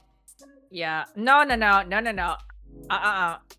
In-N-Out is dog shit. Sorry, I would say Shake Shack would probably be better than In-N-Out any day. But Five Guys, when it comes to their burger and their fries, holy shit. I have to try Five Guys. I've tried In-N-Out before. I was very unsatisfied with their fries, I'm not gonna lie. And I'm very unsatisfied with their hamburger. I've had their animal fries, it's just meh. Just meh. Did you say animal fries? Did you know that Five Guys oil is actually peanut oil? And it's so good. I didn't know that. I did not know that at all. Yeah, they do sell hot dogs, but I would never eat hot dog from Five Guys. I would say it's better than Fat Burger. So for me, like, if you want to talk about burger, like, fucking, I will eat Five Guys any day. See, yeah, they do. They have they have hot dogs. We actually, speaking of which, the ladies behind me were eating hot dogs, and I was like, yes, it's ladies. They don't like eating burgers. They don't want to have their hands messy. I'm a burger eater. If I ever go out on a date and we go to like some pub or some shit, I'm ordering burgers and fries. I don't fucking care. Do it. Five Guys. I will eat the shit out of that burger. I don't care if I'm very messy and I'm clobbering whatever coming out of my mouth and just dropping on the plate. That's how I eat it, okay? I like it all. I'm a burger girl. And a brisket. And I love me some smoked meat. Burgers are good. Yeah. Yeah. Yeah, shakes are way better. But anyways, for me, like, if you want to talk about like burgers and fries and food, you can talk to me about foods. I will not shut up about food. I actually do cook. I'm a decent cook. I spent like 5 years trying every burger I came across. Now I don't eat burgers much because most of them are super mid. Interesting. I actually have frozen prime rib patties. Mhm. It is so good. Ooh. So good. Prime rib is like The bacon wrap. You want to AKA try bacon wrap hot dog? the heart attack. Would I try that? My taste buds and my body's like yes, but my heart is like, really though? No. I'm not a bacon person. That's the thing. I don't eat a lot of bacon. I used to not eat a lot of pork up until like I went to Costco and bought myself all these sliced pork. So I was like, you know what, fuck it, I'll just eat it, like, to get me through the week. Because sliced pork is very easy to cook, and you can just make it into a stir fry, or you can make it into like in a soup, like Korean soup. So yeah. Right. I don't have In-N-Out, unfortunately. Like, it's really, the chain hasn't come up to Vancouver just yet. They were planning to, but I was like, I'm not really interested in In-N-Out. Like, I tried it one time in Vegas. I was like, it's whatever. Yeah. But I found out that Carl's Jr. is not in Vancouver anymore, and I was a little sad because I love Carl's Jr.'s fries next to McDonald's fries. I one time went to a steak and shake near me. Ooh. So okay, so the first steak and shake I went to in another city had the best steak burger and an amazing shake. Carried that expectation to a steak and shake near me. Why did they serve me some shrunken like meat patty, smaller than the bread? The bread looked like it was toasted from home. So it was like barely any steak, and it didn't taste good. The shake was awesome, but the steak was lacking horribly. I was salty. Ooh, that's not good. Yeah, haven't been back to that steak and shake since. Yeah, so like for me, like I really want to go to like New York and eat like the Shake Shack. Like I know that they're crinkle. I'm not a really big fan of crinkle fries because I grew up eating crinkle fries, like the McCain stuff, but it's never crispy. And it's weird. Like, I am one of those weird people. Like, I like my... Okay, why did I was gonna say chips for some reason. I went British there.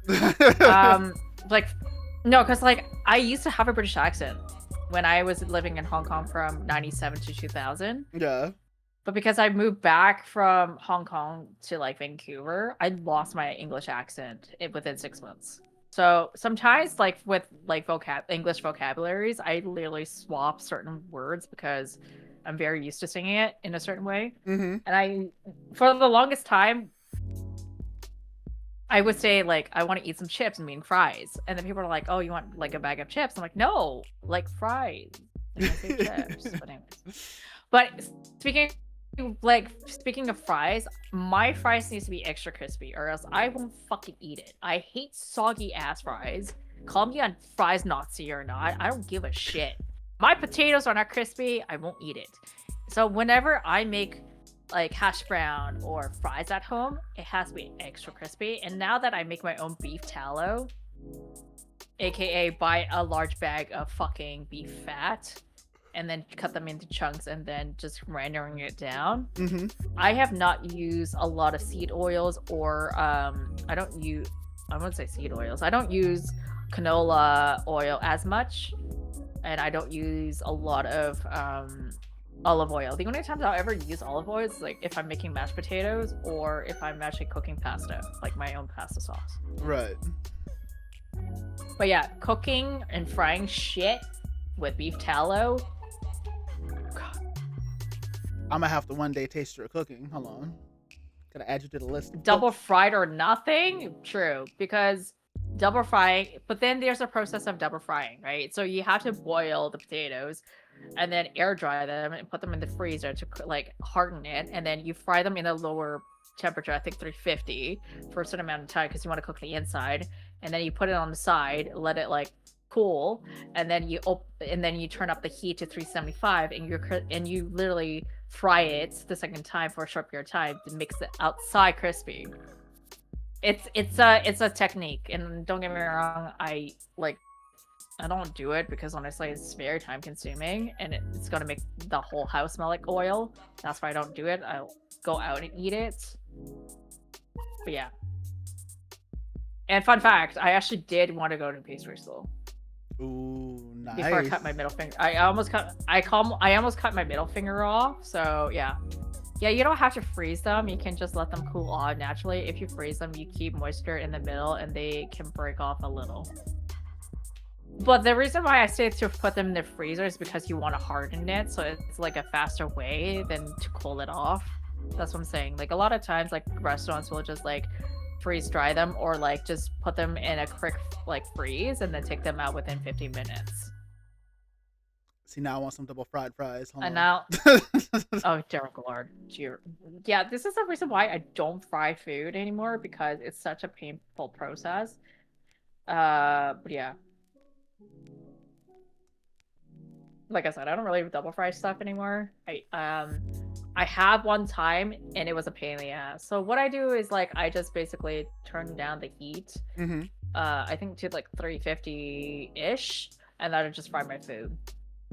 So, and especially with beef tallow, oof, so good. And then I make my own gravy because I have like beef tallow. I just add it into the water with beef fat and then mix in with like nothing better than a bouillon or something like that, like the beef version of it. Right. And then thicken it with like cornstarch and flour, and that's how you make gravy. That's the cheating way of making gravy because like I don't have like beef dripping. Yeah. So that's how I make my gravy. And then when I want to make poutine, I get the squeaky cheese curds.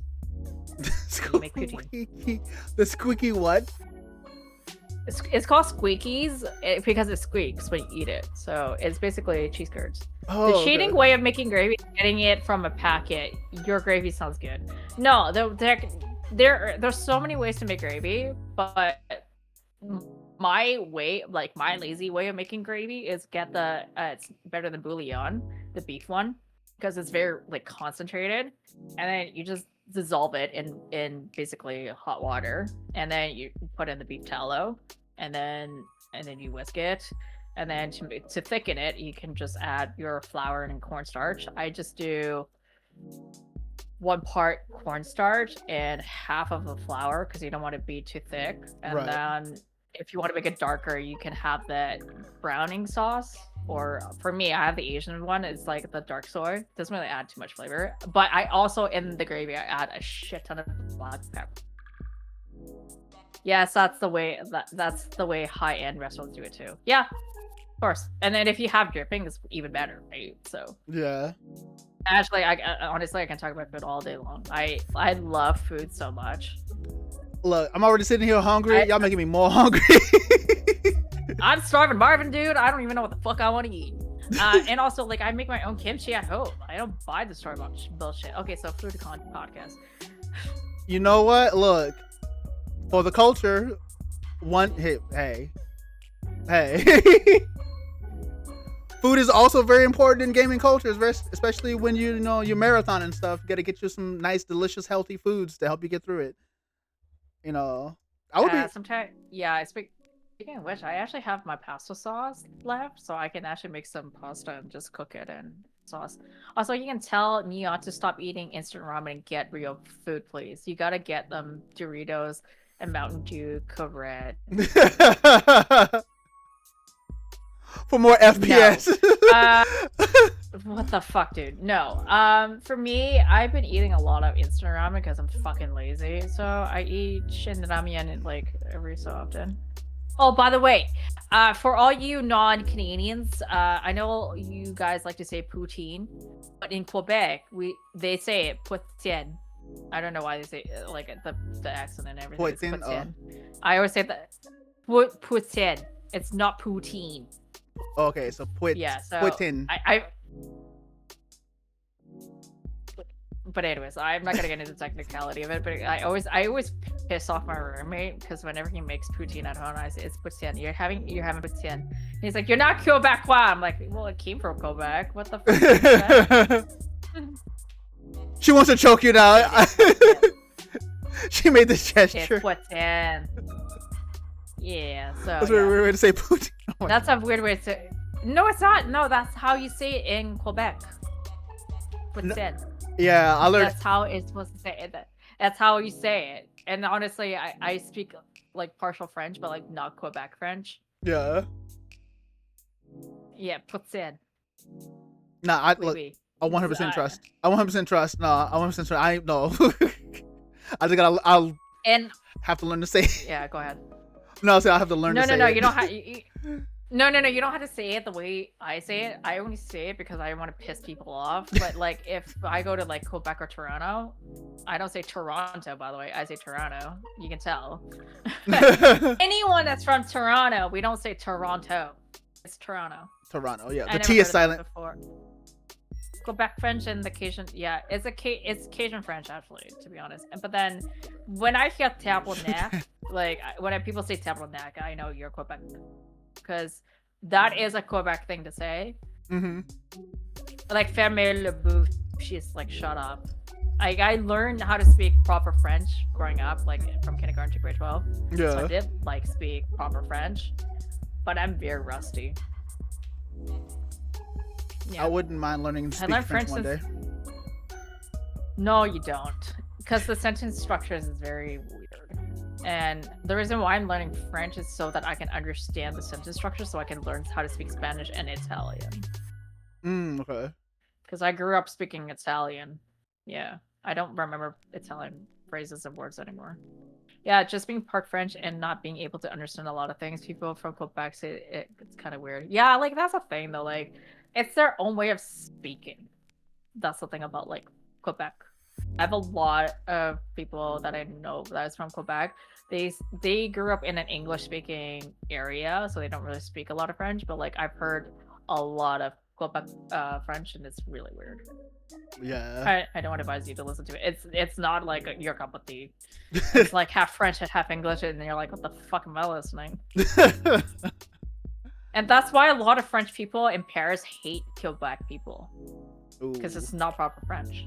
Yeah. Yeah. But the best part about Canada is literally poutine. And I've had really good poutine in Quebec. And they have really good food. Like French style Cajun. Yeah. One day I also want to try poutine. I can't say it that way. Poutine. Poutine? Poutine.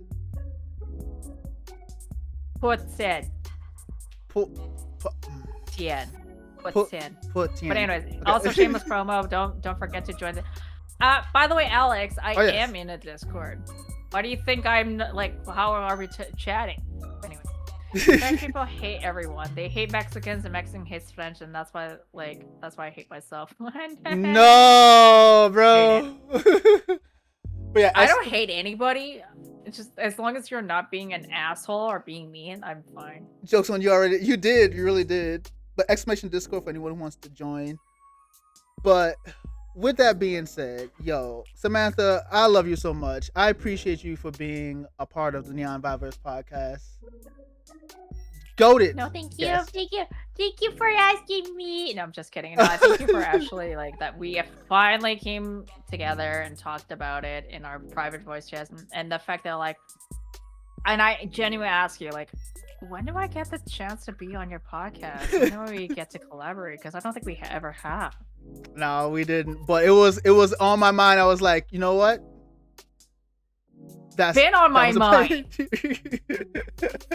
That's a weird thing because it's been on my mind because you and I vibe off and on like stream, and that's the thing. Like whenever I see you in Shells or like anywhere else that like sees you or whatever, I'm like, Neon, what the fuck, dude? Yeah, right. How you doing? All right. But any last words you'd like to leave everybody before we call it a night? Oh my eye.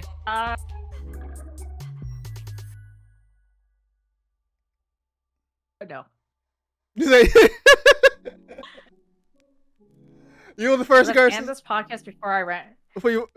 No, the thing is, it's like let's end the podcast before we go off tangent and be hungry, because both of us, we need feels and we need to eat. Let's take better care of ourselves, and we will hang out for another time. And when we have more time, let's play Peak again, because I really enjoyed ourselves last time with with Lana. Yeah. Lana, if you're still here, please join us for Peak, because I would love to have you. And I also have another friend that does play it. His name is Ursa. He is the one that carried me through the top. Mm-hmm. And I met him through another community. So yeah, he's my goated Peak friend. But yeah, like I do love me some Peak. I love me some chaotic shenanigans. And yeah, let's do it another time. That sounds like a plan. With that being said, yo, everyone say goodnight to Samantha. Good night, everybody. Thank you for joining in. Thank you for hanging out with us. Thank you for all the laughs and giggles and, you know, some serious chat. At least I didn't cry. You had gave 1 and 2. You had gave 1 and 2. He's like, I might cry, but we got through it. You know what? We got through it. No tears were shed. No onions was cut. No, and it was a great conversation to have, and I'm glad that we were able to cover some great topics and a little off tangent, but then we kind of circle back to the point. Yeah. You can still cry, Neon. No, yeah, no, no, I had no, a blast. No, it's not Neon. Actually, it's me. Like I get serious and emotional talking about certain things, especially mental health and stuff. But yeah, it's like it's been a journey, and I really appreciate the growth, the community, and the vibes that we've had, and it's been absolute a treasure, Neon. It's been a pleasure, a treasure, an honor, all the good things. Proud to call you friend. 2026 is our year. We taking over, all of us. We taking over. Yeah, can I get 10,000 followers so I can be partnered with rivals? That'd be great. No. Joke's on me. Joke's on me.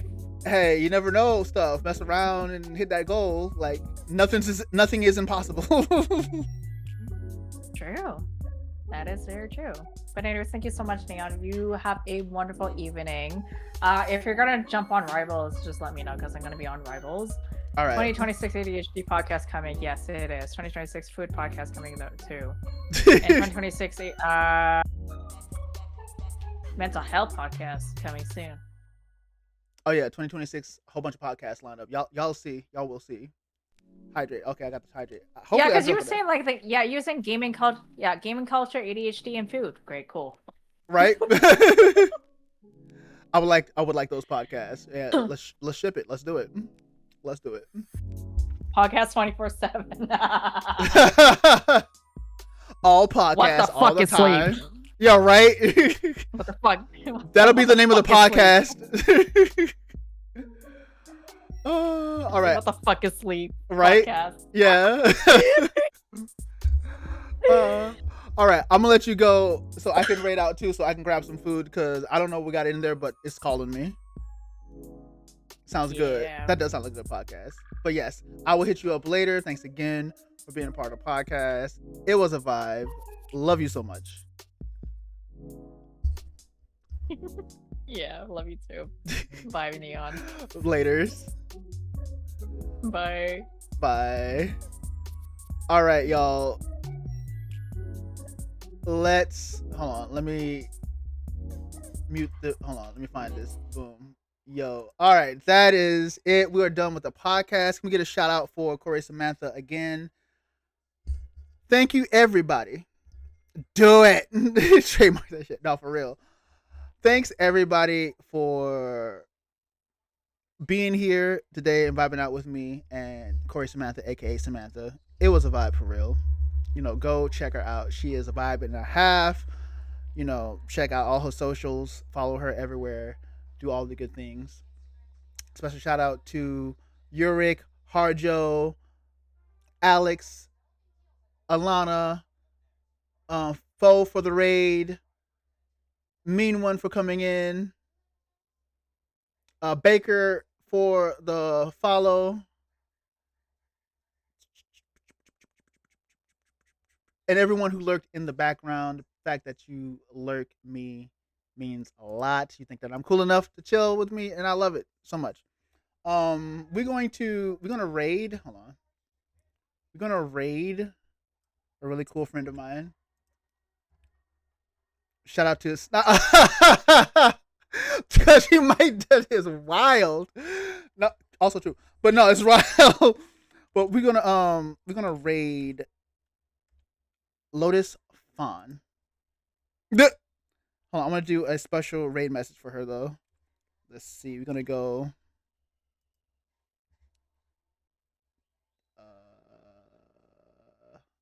Hype. Welcome back. And then more. Boom boom. Wait, no. That random. All right, fine. Then it stays. It stays in there. I tried to remove it, but it didn't want to remove.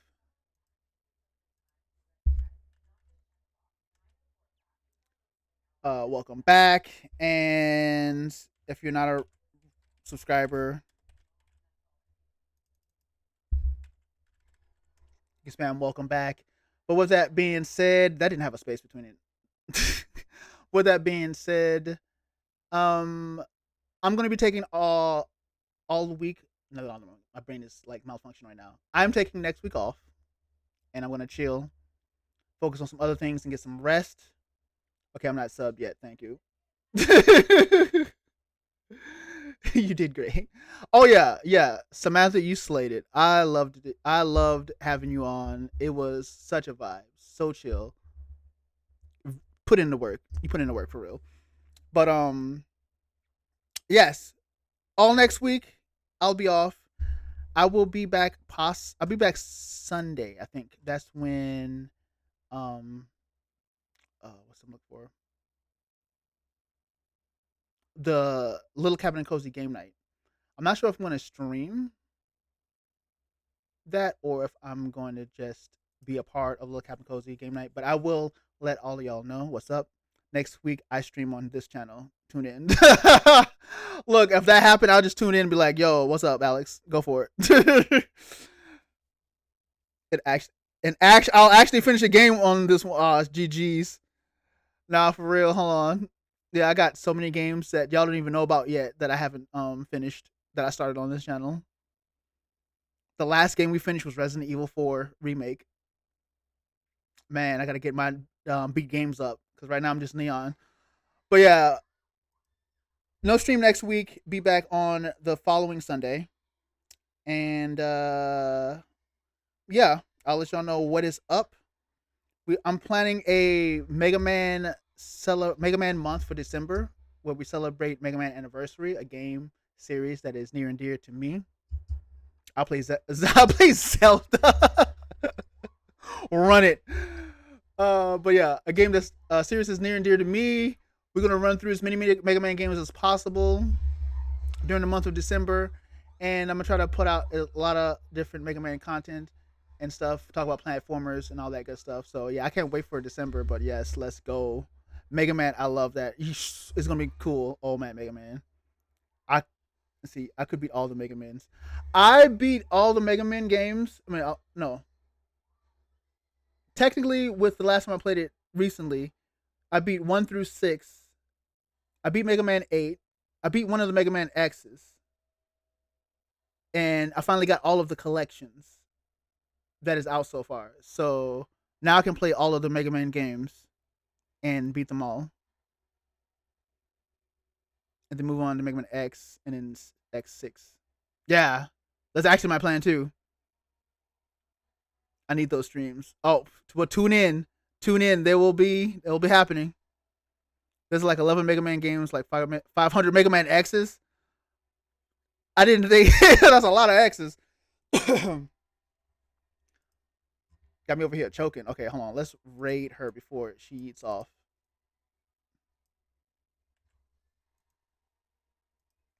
But let's see. /raid. With that being said, yo. Here are my socials. I know I was forgetting something. Nope. I need to remove that. That don't exist no more. Here are my socials Follow me on any one of those. They all lead to everywhere else. Here is the Discord. Why am I yelling it? Join the Discord. Keep up to date with whatever is happening. You know, vibe out, have fun, all that good stuff. And yeah, with that being said, here's the raid messages to copy and paste again. What is going on? Oh, 500 limit, bro. I didn't do that. Oh my goodness, hold on. Oh my goodness, GG's. What all did I copy? It copied way too much. All right, we're gonna do that. Copy and paste that raid message if you are a subscriber, or copy and paste this janky one that I just put up here if you are not a subscriber. But with that being said, have a good night, sweet dreams. Game on the Halcyon days, and we live by the motto. Oh my goodness, motto of live, love, Halcyon days. We thrive in 2025 and we vibe. I can't copy and paste my raid message. Oh, jeez.